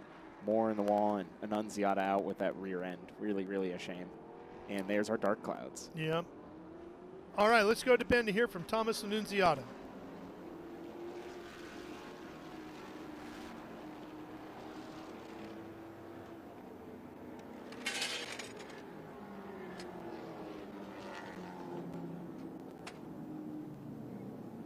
All right, I'm down here in pit lane with Thomas Annunziata. A heartbreaking one for Thomas. He was very fast, running with his friend Brent Cruz in this beautiful GR Toyota Camry. And Thomas, I'm just hearing something happened in the rear end.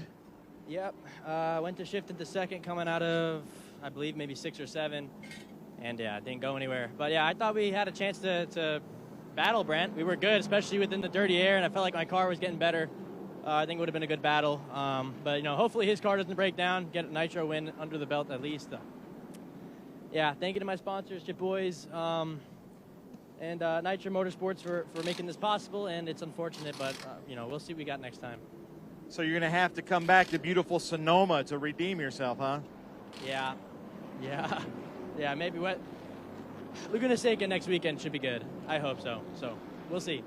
All right, thanks, Thomas. Gentlemen, I'm going to send it up to you in the booth. All right, Ben, thank you. It's a shame for Thomas Annunziata, who I believe coming into the round had a 37-point lead in the standings. So he's going to suffer some damage, but he should have a little bit of pad there. Yeah, especially if he picks it up the next week. Yeah. All right, we're going to take a quick break. We'll be right back for more after this.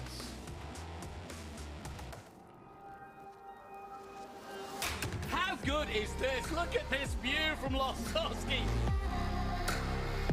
It brings all my fans, it brings the audience into the car with me. Speed turn, 140-mile-an-hour entry speeds. The quickest and most efficient way for me to get information to my drivers is from using the V-Box HD2 system.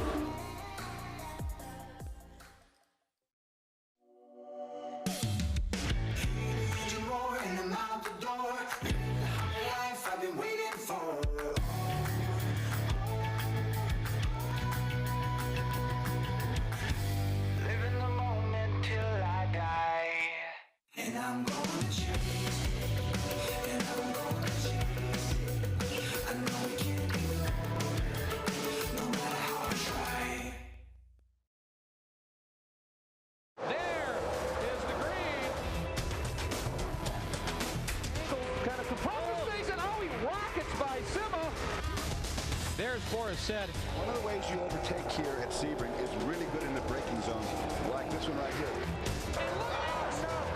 Both go around. There's the green. We are back and at it. Watch this. Oh, Lagarde, Miller, Lagarde.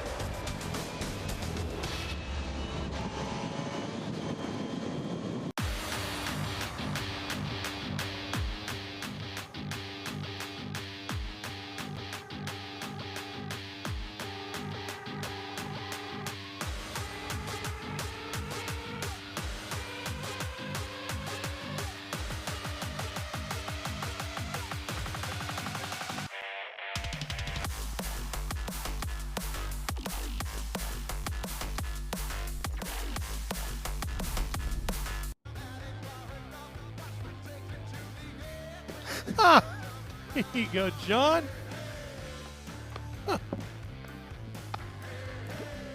Light that baby up.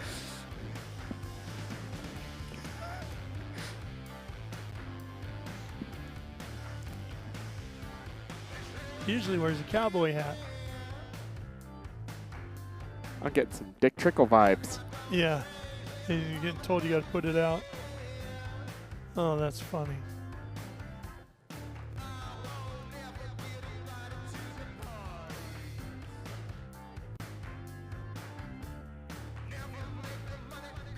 Were you here when Woolick hit the wall?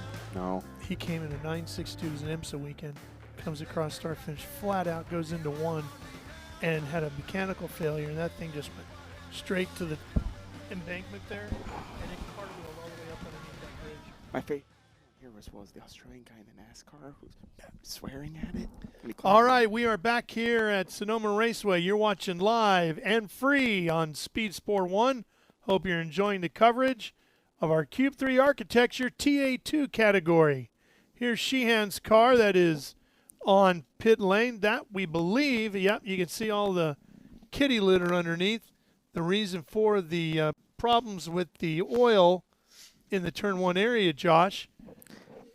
Yeah, you see they spent a lot of time cleaning that up. Yeah, really unfortunate to have that happen. Who knows what happened, either misshift or motor just let go.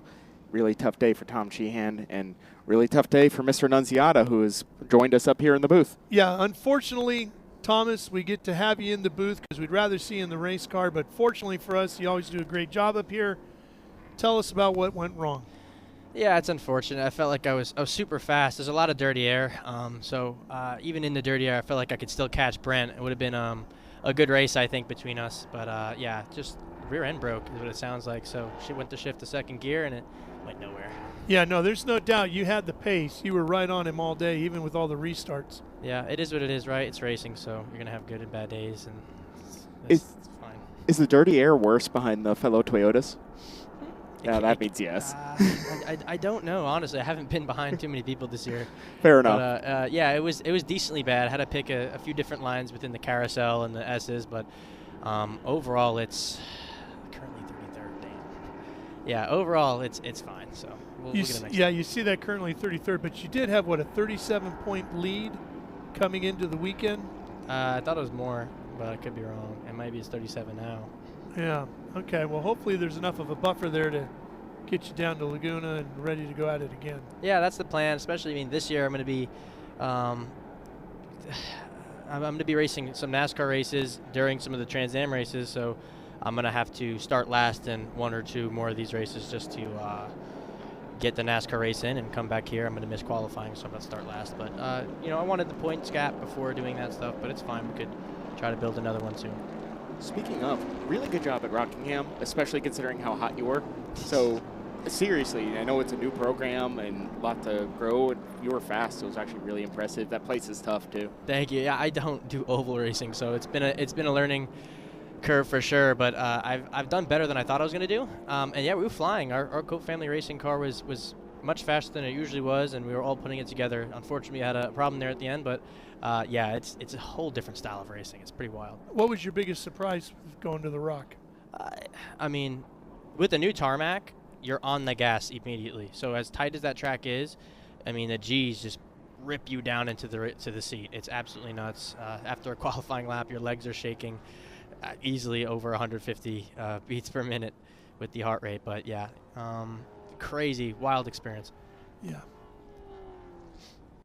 Not gonna lie, I was super jealous. That place looks fun in those cars, especially those Xfinity cars there. Yeah, it's fun, especially when you know, your cooling systems are working. But so taking a look at our MCO Gears total laps led, Brent Cruz has led every lap so far today, 24 of them to be exact.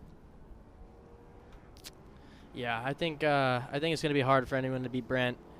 You know, our nitro cars are so fast, and you know, we were pushing each other there for a while in the beginning of that race, but we were pulling away from third, fourth, fifth. So I think it's going to be hard, but it's going to be cool, right, for Tristan McKee.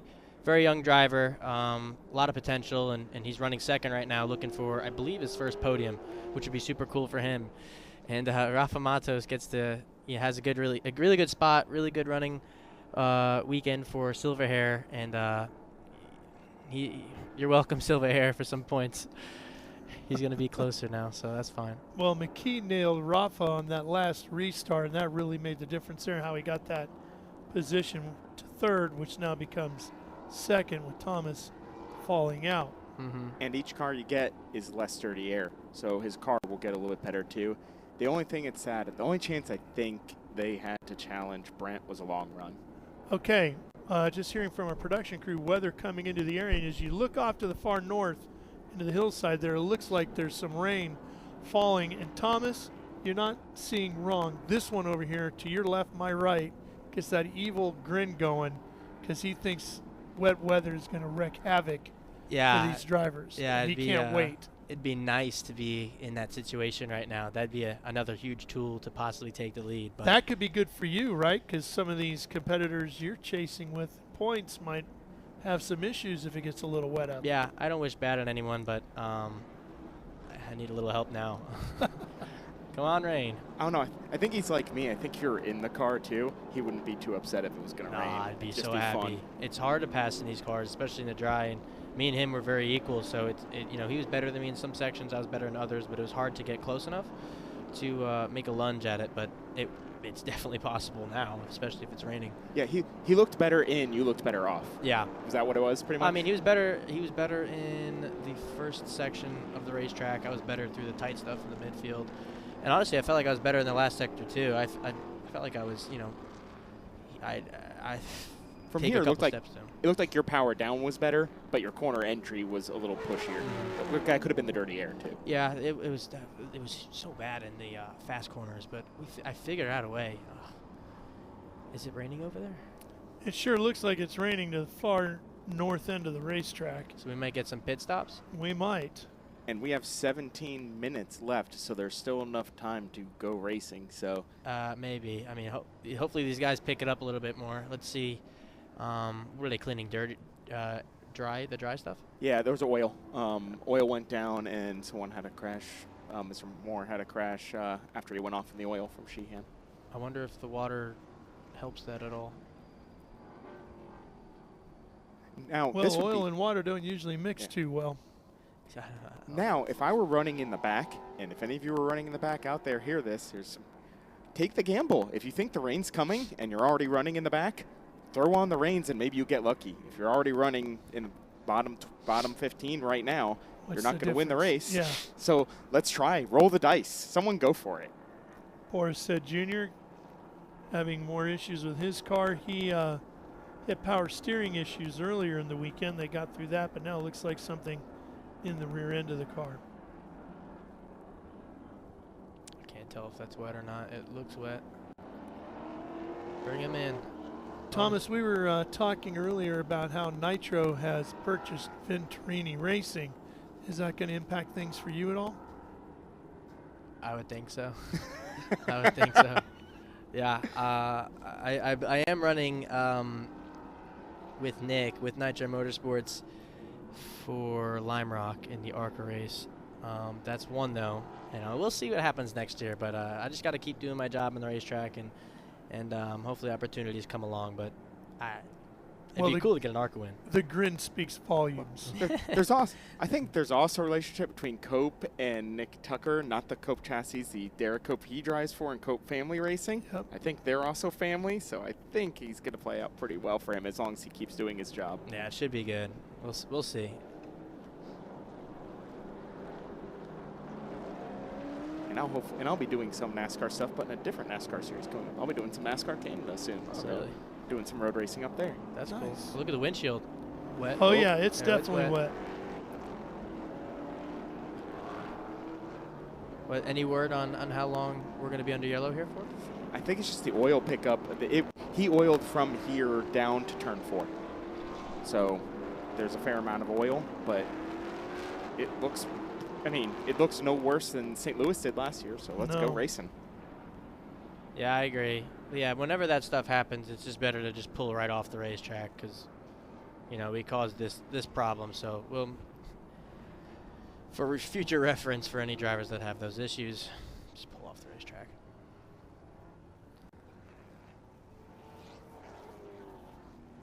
Oh, yeah. Yeah, the moisture is definitely picking up as they get into the hills, isn't it? This is going to be really good. What's the top 10 right now? So I'll bring you up timing right here. So right now we got Brent Cruz, Tristan McKee, Rafa Matos, Carson Brown, Sam Corey, Noah Harmon, Barry Bowes. LaPaglia is out. Oh, no. One of our Western. He was leading the Western. Western. He was P2 in Western. Was he P2?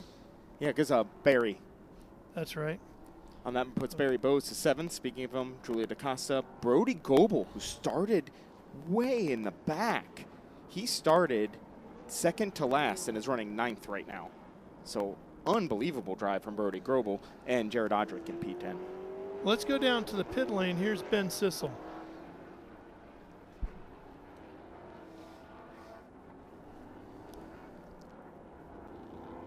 Brian, it's so hard to get Boris said Jr. his wing fixed, the rear end. They use an old-fashioned ratchet strap to kind of attach the wing back, but they were hustling down here, looking at the cars coming down, just trying to get it back out on the lead lap.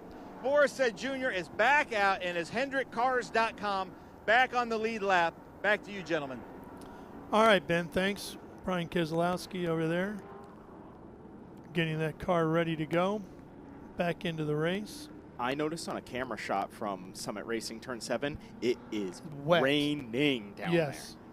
Yeah, I think we're ready to go. We should come on now. Let's throw It's the gonna be green and good. get this one underway, huh? Yes.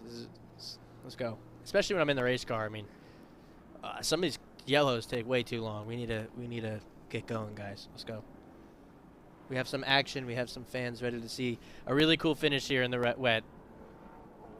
Oh, wiper on a one pace more, car. one more to go with the Ginetta safety car staying out. I think they had to get some of the safety vehicles back into position too.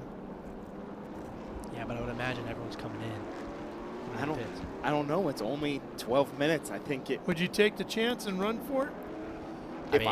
If I were up front, you think you have to. Well, here's the problem. If everyone else around you is on reins, even on the restart, you could be P1, but you'll wheel spin all the way up to turn 1. Like, it's not.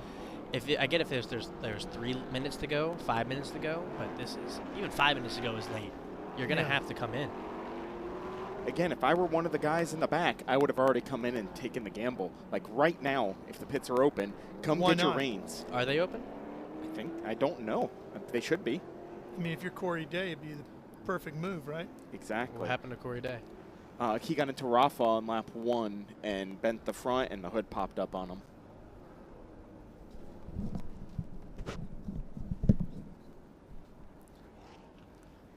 And I got the note from LaPaglia, low fuel pressure, lost fuel pressure.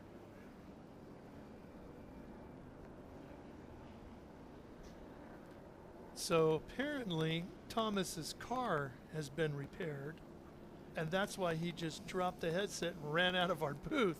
He's going back to get the last couple of laps in. Which, especially if we have some incidents, can get a few spots. Might.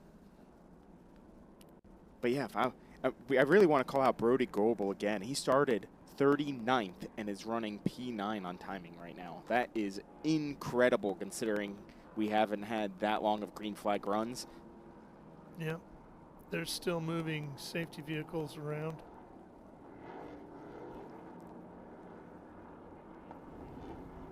So great job, Brody. But yeah. Look how wet it is down there, Josh. Just somebody in the back, somebody take the gamble, make a commentator happy. Because if it doesn't work out for you, it's just like NASCAR pit strategy. You're not winning by what you're doing now. If you're not in the full season points, roll the dice. Maybe you get something. Yeah. Plus, that's what makes racing fun, is like these moments right here. Yeah, and like you said, if you're running 15th, what's the difference between 15th and 20th if it doesn't work out, right? Exactly. And then if it does work, you're not talking 15th, you're talking 15th to 5th, first 3rd. on the podium, yeah. But if you're the leaders, I think you have to try to just survive it. Though we're down to 10 minutes, so hopefully it should be quick and we'll get back to green.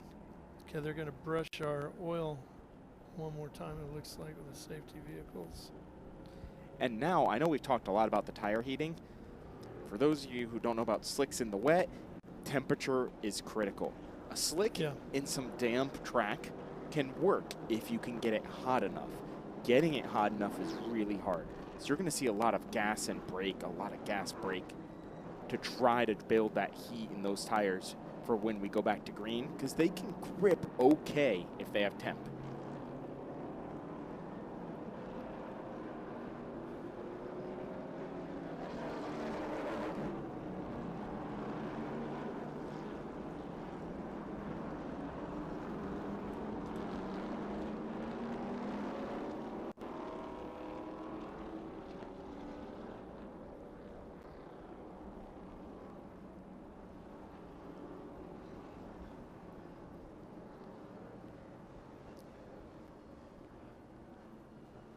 Another neat note, I did notice Rafa's car seems more softly sprung in the back than everyone around him.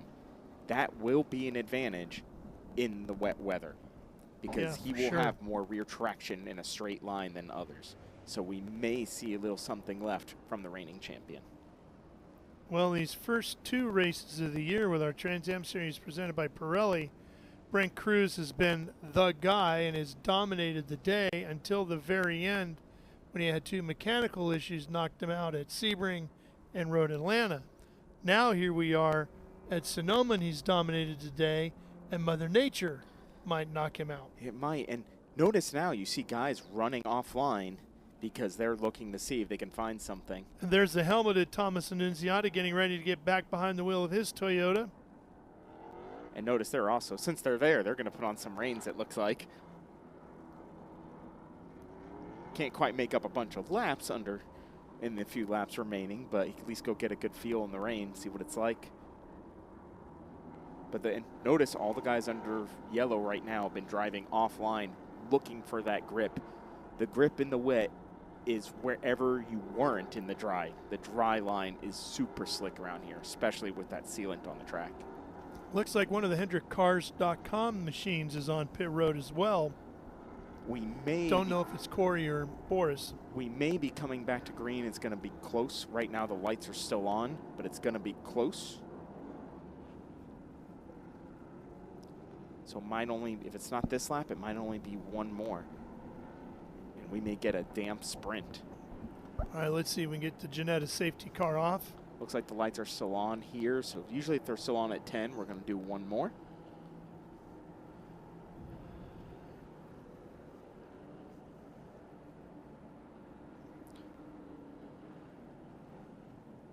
Yeah, he's staying out. Darn. Well, hopefully we'll get there soon because this will be a show.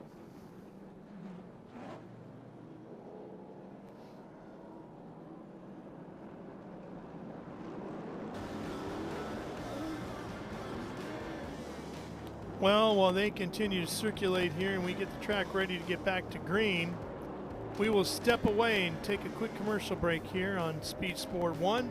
Stay with us. We're coming back for the finish from Sonoma Raceway after these words. Rev up and get ready for race day with Mission Foods. The world's best racers and tastiest products come together to make every race delicious. Fully loaded tacos, fast wraps, piled high nachos. Whatever you crave, Mission will help you be race ready with easy to make recipes that will take your race day to the finish line. Keep your racing delicious and enjoy all the mouth-watering action. Brought to you by Mission Foods. Too fast, too tasty.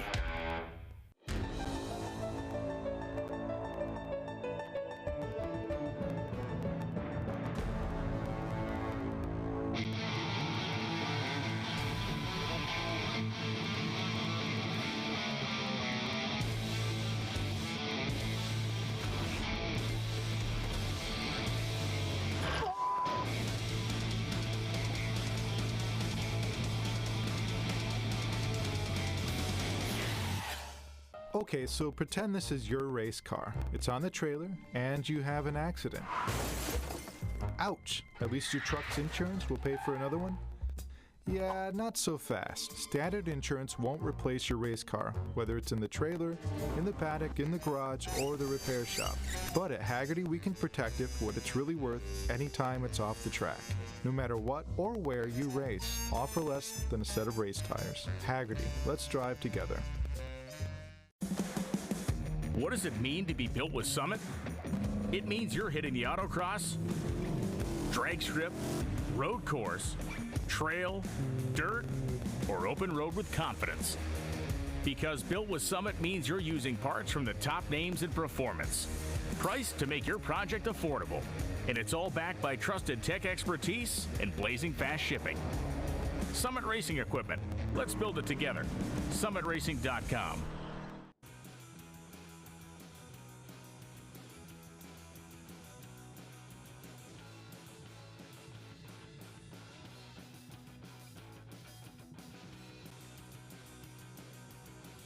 The driver. Yeah, and even then at speed they get a little dicey, but at speed usually don't need it too much. It's only for the spray. But under yellow it's nice to have. Only got to see in front of you. Just kind of cruising under here, trying to keep some temp in it in case we go back green, but it's a little heavy out there, and I think there's still some debris on the track they're cleaning up. Well, qualifying got washed out yesterday, which is why Cruz started on the pole, because they went based off of practice times, and he was the fastest car in practice. Yeah, actually makes practice really interesting, because every race, because you never know the weather 100%, that practice can be your qualifying. It also determines where you line up for qualifying. So everyone treats that last practice as a mini qualifying itself. Everyone stickers up, everyone goes for it. Great for the fans who are out here on a practice day, is you can come see a pseudo qualifying session in that last practice because everyone has to absolutely go for it. And it looks like we have the white flag, so it looks like we'll be ending this under yellow. Oh, that's a shame. Apparently there's still more debris at turn 5, which is really going to hinder this. Though I am sure Brent Cruz is very happy about that development. Hey, they don't necessarily ask you how you got the win, just if you got the win, right? Exactly. So I think he had the win at the Rock and ARCA, and now the win here. So that's 2 wins in a row for him. Really good result for McKee with P2. Great points day for Rafa with P3. Barry Bowes looks like he'll get our Western and the Pro-Am. And then I have to call him out again, but Brody Grobel gaining 30 spots despite the lack of green running. I really want to see his onboard camera from those starts and restarts because he had to be passing them like 4 or 5 at a time. So great job, Brody. Absolutely stellar. Well, and quick look at our radar here on the old phone, and you can see this. That's the cell that just passed overhead. So it doesn't look like there's anything behind us, Josh. So the rest of the day here should be okay. Just a little pop-up. Well, kind of wish it hit us a little earlier because that would have been a fun show because you could see on our camera now as they go in that Summit Racing turn 7, it is pelting down. It can even be challenging behind the race car depending on how bad it gets. You can see it's even starting to puddle up a little bit on the inside down there at Summit turn 7. Yeah, they're even sliding around on entry even now at these speeds.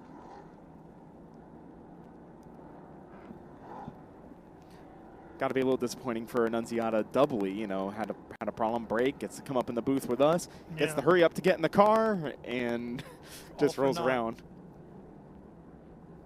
There used to be a bridge that crossed over the Cube 3 Architecture S's, came all the way across the racetrack and crossed over where the cars come out of the carousel and head up to turn 7, a walking bridge, but you could go from one side of the racetrack to the other. And both sides of the racetrack, if you're a fan here, absolutely worth going to. You get such different views and perspectives on this place. There's so many hills that any one view doesn't let you get the full perspective of the place. So it's a great place to wander around, see the organic lawnmowers, by which I mean the sheep that reside here, and clean the track. Lawnmowers. It's a really neat place. Well, and the cool thing about that bridge used to be there was a trap door in the ceiling of it. You open the trap door if you knew where to look. You open the trap door and you could crawl up onto the roof of the bridge, and that was an announcer's position for the PA. Oh, that's cool. Yeah, I started my career doing PA here, and that was one of the places I worked from. Checkered flag has fallen under yellow, and Brent Cruz will lead every lap here to win our Cube 3 Architecture TA2 event, and now a soggy finale here at Sonoma Raceway. And that also made Barry Bowes winning both Pro-Am and Western. So great result for him. Tristan McKee will take 2nd overall in his Chevy Camaro, the Spire Cambridge SLR M1 Chevy Camaro, and Rafa Matos out of Boca Raton, Florida, and the Concord American Flagpole SHR Chevy Camaro will take 3rd. Well, the race started the way we expected it to, with great competition and intense fighting, but unfortunately the rain is going to keep us from seeing that go all the way to the checkered flag. Yeah, rain and a little bit of oil, and as you said earlier, oil and water don't mix. No, certainly not with race cars. These teams and drivers will have just a couple of days off before they have to load in at WeatherTech Raceway Laguna Seca, which is about from here maybe 3 hours? Well, it depends on the time of day. Yeah, so right. Could be 6 hours if you're trying it in the morning. Exactly. I'm looking forward to that one, too. Again, well, I wish I was behind the wheel this year in TA2. I will be back here in the booth with you for Laguna, which is another amazing racetrack for these cars. Yeah, no, we look forward to having you with us. It's going to be their first event. They had the Sea Otter Classic bicycle race down there a week or two ago, but this will be their first motorized event of the year for 2025. When we roll in with our SpeedTour next weekend. Exactly. And there's Brent Cruz getting ready to climb out of there, having himself a great week between here and ARCA.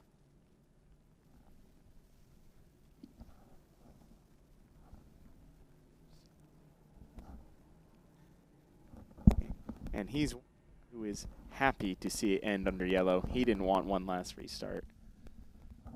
No, he sure didn't. He's going to crawl up on the windowsill and celebrate a little bit. And then he's going to go see Ben Sissel. Take it away, Ben.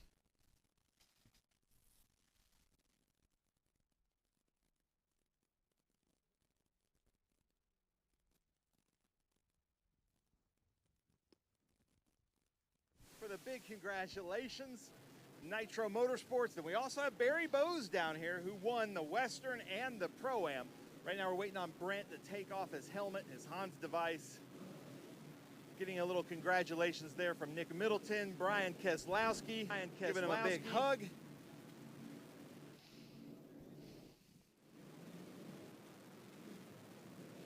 Well, Brent Cruz, provisional winner here at the Sonoma Speed Tour Cube 3 Architecture TA2 Series.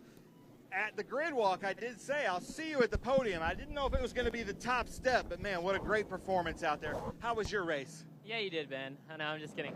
I just want to thank the good Lord above for keeping us safe. These conditions today were crazy. So want to thank all the fans for coming out. We had a great showing today, even with this crappy weather. But yeah, my Mobile 1 Toyota Camry was really fast today. I was really excited to be able to come back in the TA2 Series and even better to qualify on the pole and get the win. Unfortunately, that we had to end that under caution in the rain, but our Nitro Motorsports number 10 was really fast. And you can see the lap times there kind of before the caution came out, and I was really confident. It sucks for our teammate Thomas Nunziata. He was really fast too, and wasn't making my life easier. When he broke, I felt a sigh of relief. So really proud of our group, and great job. The second and third was able yesterday to watch some video with Tristan McKee and Corey Day, and they kind of asked some questions. We're friends from the Oval stuff, so that was cool talking to them, but super happy for Brian and Nick Tucker to get the win today. Nice. Brent Cruz, congratulations. Now we're going to come over here. This is, I think, a first time in Trans Am. So our Pro-Am and Western winner, last year's Pro-Am champion, Barry Bowes. How does that feel? I think this is a first for us. Oh, this is absolutely a first for me. I think it's a first for the series, with the Pro-Am being a fairly new thing to it. And I'm getting out of the car thinking, do I go 1 because I won, 2 because I won twice, and I think what I end up with, I'm number 1. It feels fantastic. That is awesome. That's crazy that that's happening. And I remember I asked you at the pre-grid, like, we should do half and half. You should be like half yellow and half this green color. But man, that's got to be a good feeling to do. Well, next week at Sonoma, we have the opportunity to do just that. Laguna Seca. I'm sorry, Laguna Seca. Absolutely. I love Laguna Seca. So looking forward to Laguna Seca. And if I could repeat that experience there, well, I mean, I'm already on top of the world. Where would I go from there? To the moon, I guess. Well, Barry Bowes, ladies and gentlemen, I'm going to send it back up to you in the booth, and we're going to get ready for a great Cube 3 Architecture TA2 Series winner circle. All right, Ben, looking forward to that. Let the celebration begin. And the Mobile 1 car is number 1 here today, as Brent Cruz leads it flag to flag for the victory. Here's a look at the results. Cruz, McKee, Matos, Brown, and Sam Corey, the top 5. And then you see the rest of the field down to Jared Odrick in 10th. And again, Barry winning that Western and Pro-Am, and Goebel with hard charger. You have Mia with a nice strong run on 11th. Adrian trying to battle back from that spin. Yeah, she started in 11th, went up to 8th, and then slipped back to 11th at the end there. Yeah, Adrian ran top 5, top 6 for a bit, had that little spin. Hard to make up time after that, unfortunately for him. Gian Bimonte, as we saw in the pre-race, battling to a nice 16th, getting used to these cars, doing a great job.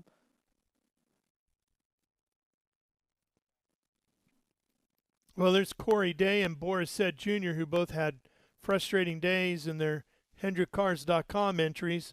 Corey getting into that right competitor. Into Rafa. Right if you're going to hit somebody, you might as well be the champ. Yeah, right at there at Mission Foods turn 2 in the opening lap. And then fights his way back to 27th. And then LaPaglia, who had his fuel pressure problem, had some bad luck here in the back, where he had Tom Sheheen with dropping that oil.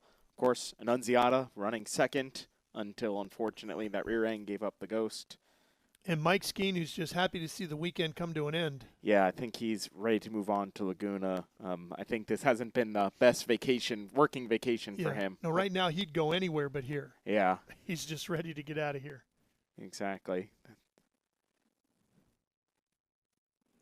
Oh, and the rare double toe. Yeah, we're gonna pull one and push one here. Let's take a look at some of the highlights. Pre-grid was full of beautiful race cars and a lot of anticipation for this right here, the green flag and what would unfold. And keep your eye on Corey Day as they come up the hill. Oh, can kind of cut away there. Incident on the front straightaway. That's with Mike Skeens we talked about. Yep. Now with Skeen's car getting taken away, and here's Adrian Vostovsky up at Mission Foods turns 3 and 3A. Then we go off on the oil for more. There's John Moore there, right, with the big hit.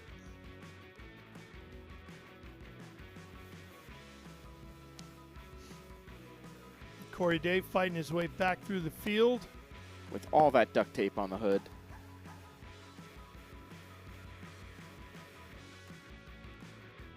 Unfortunately, we spent a lot of time under yellow, and then the rains came, and that brought us to a conclusion. With Brent Cruz leading every single lap. And then we get Tristan McKee in second, and Rafa Matos rounding out the podium in third. You would not think those shots from the beginning to the end were the same day, would you? Sure doesn't look like it. Welcome to spring in Northern California. Exactly. Well, they're still trying to clean up some of the mess from around the track. Even though the Cube 3 Architecture TA2 category is over, there is more racing on the docket here. But we're going to be right back to wrap our coverage up after this.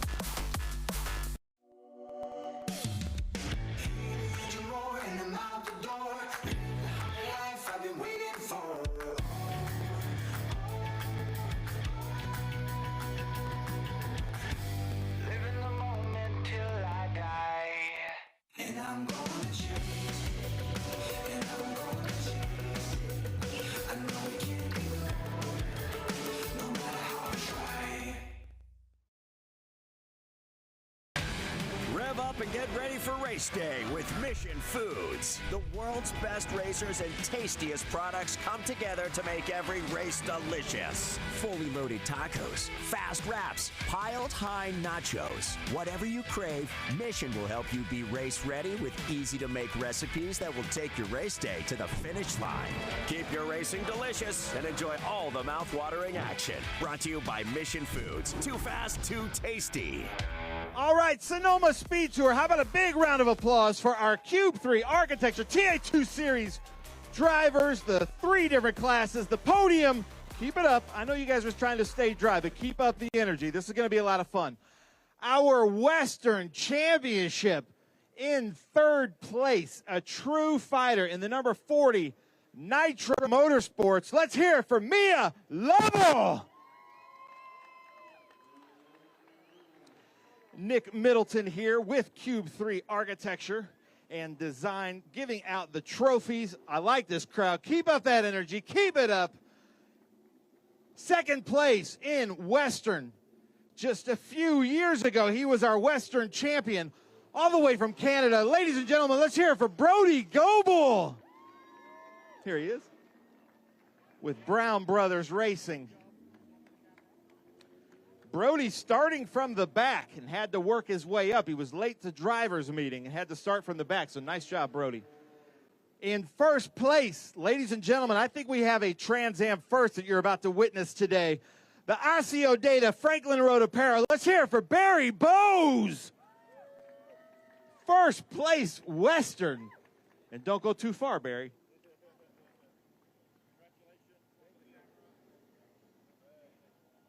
So, Nick Middleton, Cube 3. We started out here at Sonoma in the sunshine. We're ending up in the rain. What happened to all that California sun we've been hearing about? Definitely wasn't expecting the rain. Coming from the Northeast, I was expecting a nice 75 degrees and sunshine, and so was my wife at her first race of the season. But congratulations for all the fans that came out here today.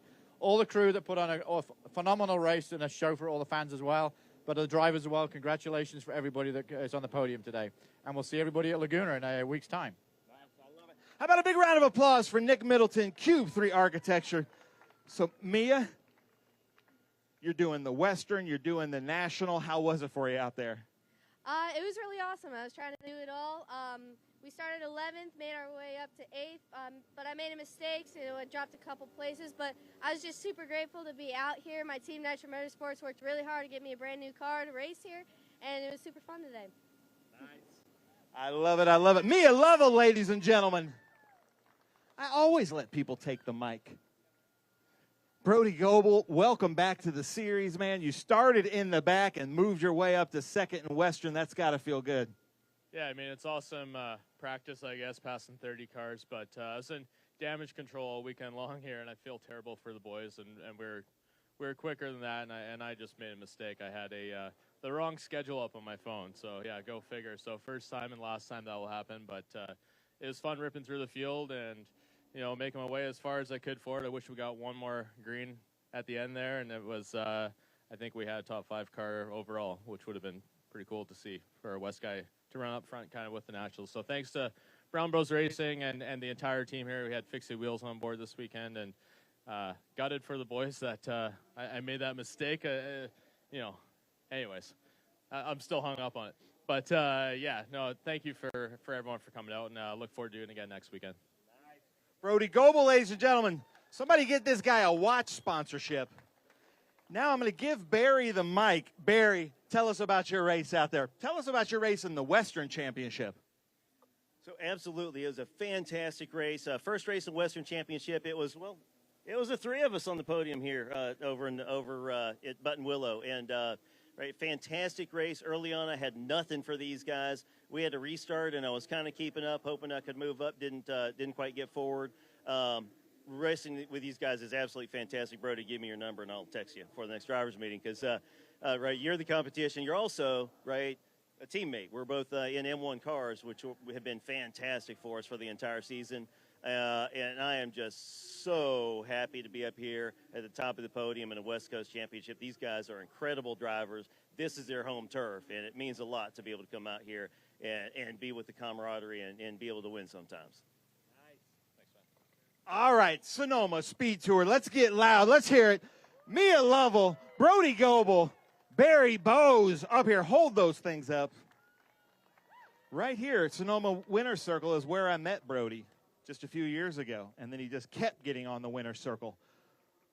We've got some new hats, some orange hats. You're welcome to throw those out to the crowd because the crowd's out here in the rain if you want to, or you can take them home for your trophy case. There we go. Look at that. Oh, man, I'm even hearing from the directors that they want some hats. But you got to get louder than that for the hats. All right? We're hearing some hats over here. I like this. Come on, Sonoma. Keep it up. Mia Lovell, Brody Goebel, Barry Bowes out here. Now we've got the Pirelli hats.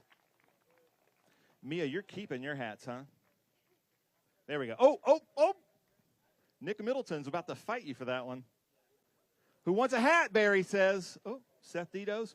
All right, Sonoma, come on. Give it up for your Western competitors. Let's hear it. Get loud. Mia Lovell, Brody Goebel, Barry Bowes. Nick Tucker, I'll give you a hat. That'll make up for it, right? I'm sorry. Truly sorry. Uh-oh. All right, so some champagne for some of the drivers and some sparkling water for others. Last chance, Sonoma, for the Western Championship. Let's hear it. Mia Lovell, Brody Goebel, Barry Bowes, a great round 1 and 2 for all three of these competitors. All of them were on the podium last round at Buttonwillow.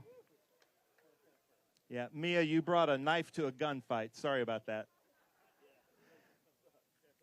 It's hard to spray the sparkling water when everybody's spraying champagne.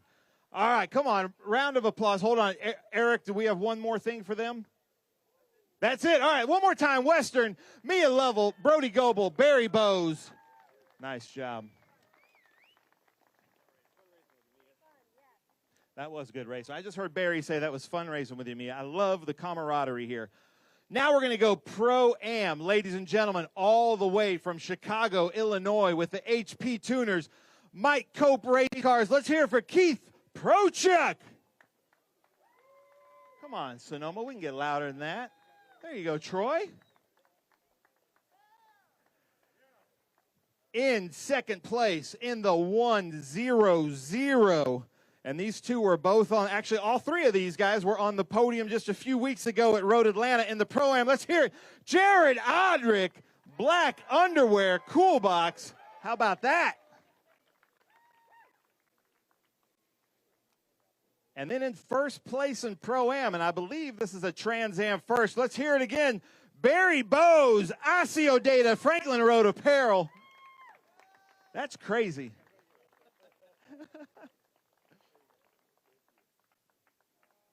Keith Prochuk, how was it out there? That was a crazy race. And now all three of you are back on the podium in different orders this time, but how was it out there? Yeah, not my preferred order, but yeah, it was, I wish we had more green laps, but it was very clean, a lot of bumping, but clean bumping, and yeah, these guys drove it an absolute great race. I thought I had something for Jared, but then he just picked up the pace and put like 8 cars between us and did a fantastic job, and congrats to Barry as well. Nice. How about that? Nice job. We kind of need to change the podium steps here. It's like perfect order, though. I love that. Jared Odrick, second in Pro-Am. How's it feel? You're doing really good in points this season. Yeah, no, it feels great. You know, running with Troy over at TRB and Evan Slater, and you know, everybody's been a massive help in getting me further up the field. You know, we were talking today that this is furthest up the grid that we had to walk at the start of the race, and so it felt pretty good, and seeing some new rear ends up there. And so, yeah, my goal was to keep those in my sights, you know, be aggressive enough, but really just, you know, I think everybody's thinking about both races out here, but I really wish we would have been able to give more green flags racing to the fans and to the people that came out. You know, I really wanted to put on a show. It's really, I think if we got a lot of green laps here, it'd be some really great racing, and I look forward to coming back. Nice. How about that? Whew, that is a good-looking man right there, Jared Odrick. How about that, ladies and gentlemen? Barry, tell us about your Pro-Am race. Well, you know, it's very similar to the other, but, you know, I was looking back and watching what Odrick was doing because he was the next guy in Pro-Am. And early on, you know, I was not first in the West Coast Series, and I was looking for the Pro-Am Series. So I really had to keep my eye on a lot of cars back there. And I knew that Odrick was pushing. I knew that he was getting faster every lap that we were out there, you know, and that he was going to be coming. If we had all that green flag racing, I would have seen him again. Again, Audrey are kind of teammates. We both run with TRB in the West Coast races where we're not combining National West Coast. We're both in M1 cars. We both race back in SCCA, right? And it's a lot of fun to race. With Keith also. With Keith and I have been racing National Championship for a lot longer. Keith's a fantastic guy and a great driver, and I love running with both these guys. Thank you so much to Osseo Data and M1 Race Cars, TRB Autosports for helping me be where I am today. How about that, ladies and gentlemen? I love the camaraderie up here, but come on, Sonoma, let's get loud. Keith Prochuk, Jared Odrick, Barry Bowes.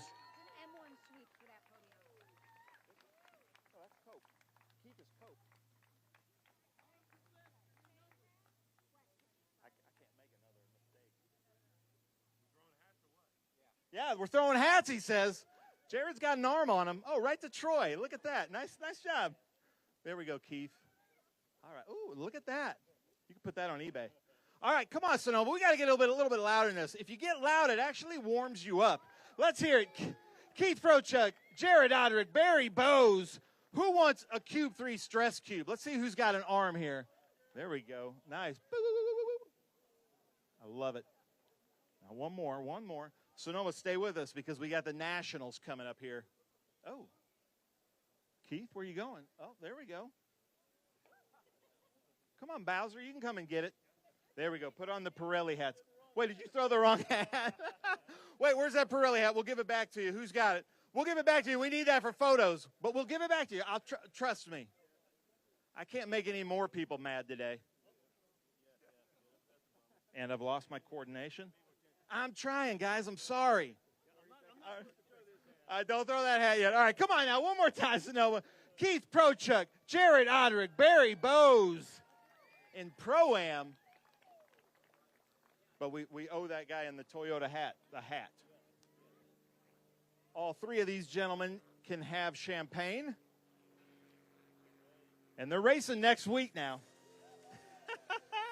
They both go for Barry. That's the one thing about being on the top step. Nice job. One more round of applause, guys. Pro-Am, nice job, Jared. Barry, nice job. Megan, you wore the good luck pants. Nice job on that. All right, Cube 3 Architecture TA2 National.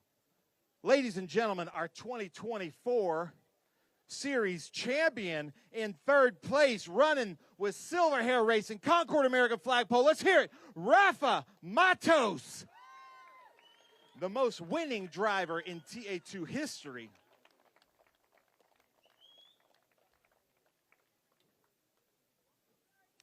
Oh, you're fine. In second place, running with Team SLR M1 and Chevy. Let's hear it, ladies and gentlemen, Tristan McKee. With Gamebridge Spire Motorsports, 14 years old, Tristan McKee. And then in first place, ladies and gentlemen, in this beautiful Mobile One Toyota Camry, our 2023 TA2 champion with Nitro Motorsports. Let's hear it for Brent Cruz. I like this crowd, Sonoma. Keep it up. Nice job. We have two champions up here on one podium. That doesn't happen often. Rafa, how was your race out there? It was fun. It was a difficult one, obviously, in the end. We were always, hoping for a full dry race, but, I don't think I had enough for the number 10 today, but we definitely had enough for Tristan, and I was looking, to get after on that last restart, but it didn't happen. It was a good points day indeed. A fantastic job by the Silver Hair boys, giving me and Noah really fast race cars, and, we're just going to build on this result and go to Laguna, and hopefully we'll have a good weekend there. Super proud of Concord American Flag Pole Company allowing us to compete at the highest level. Maurice and Laura Hull, giving us the best of the best, and, just super proud of everyone. Nice. How about that, Rafa Matos?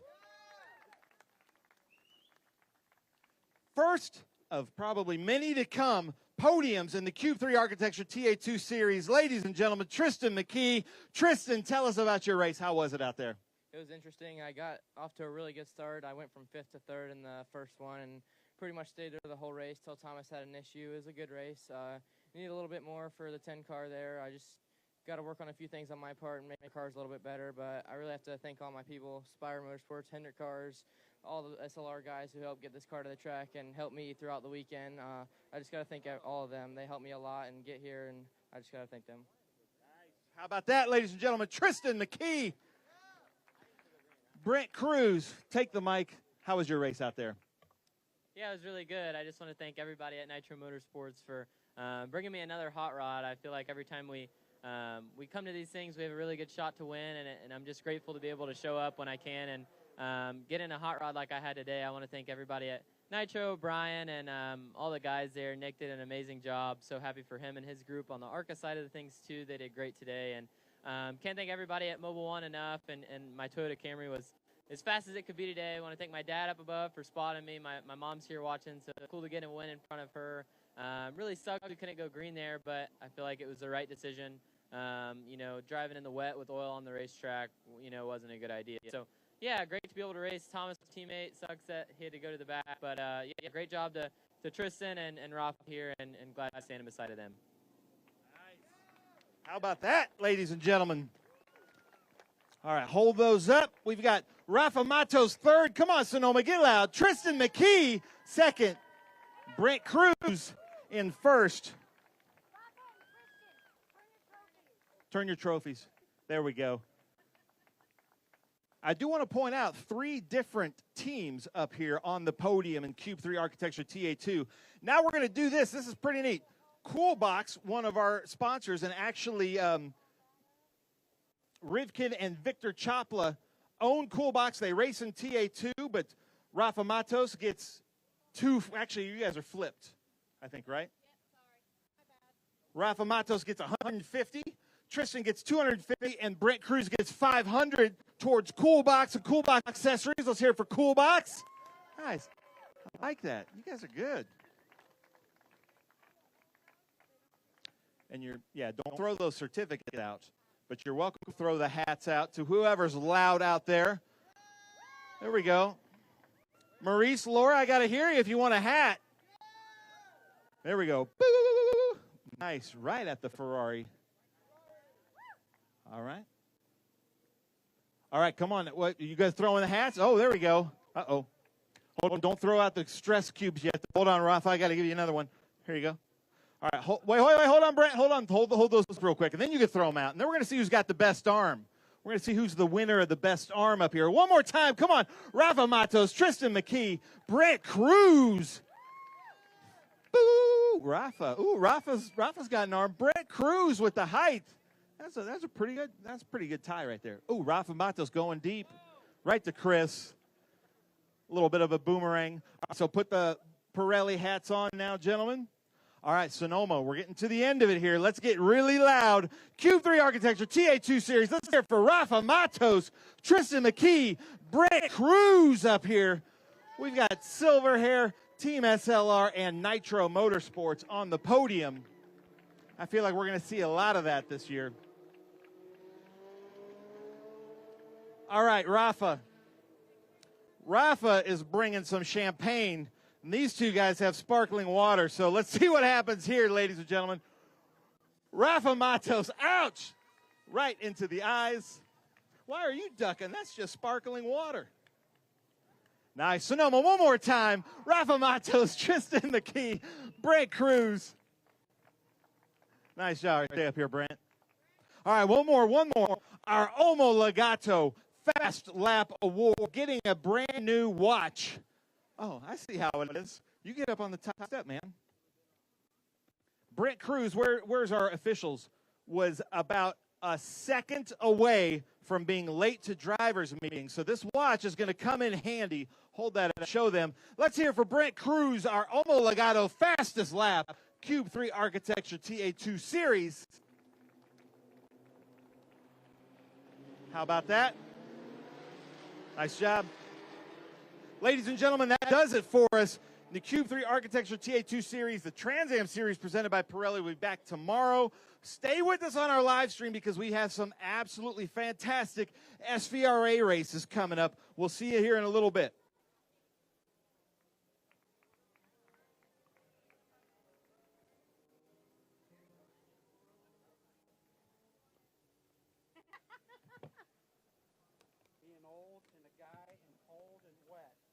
Unfortunately, Mother Nature washed us out here at the end of it, but what did you think?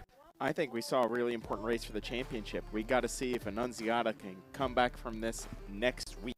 So make sure you turn in next week to see if he can mount a recovery charge, because that was a lot of points to lose today. Well, he definitely had the pace, didn't he? He did. I was really looking forward to seeing him fight his teammate, because I think he was a little bit better on the long run.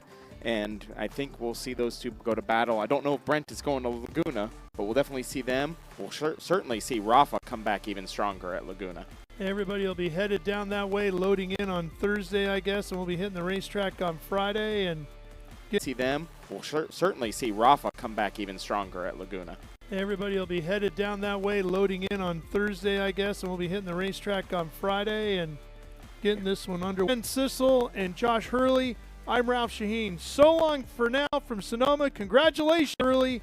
I'm Ralph Sheheen. So long for now from Sonoma. Congratulations, Brent Cruz.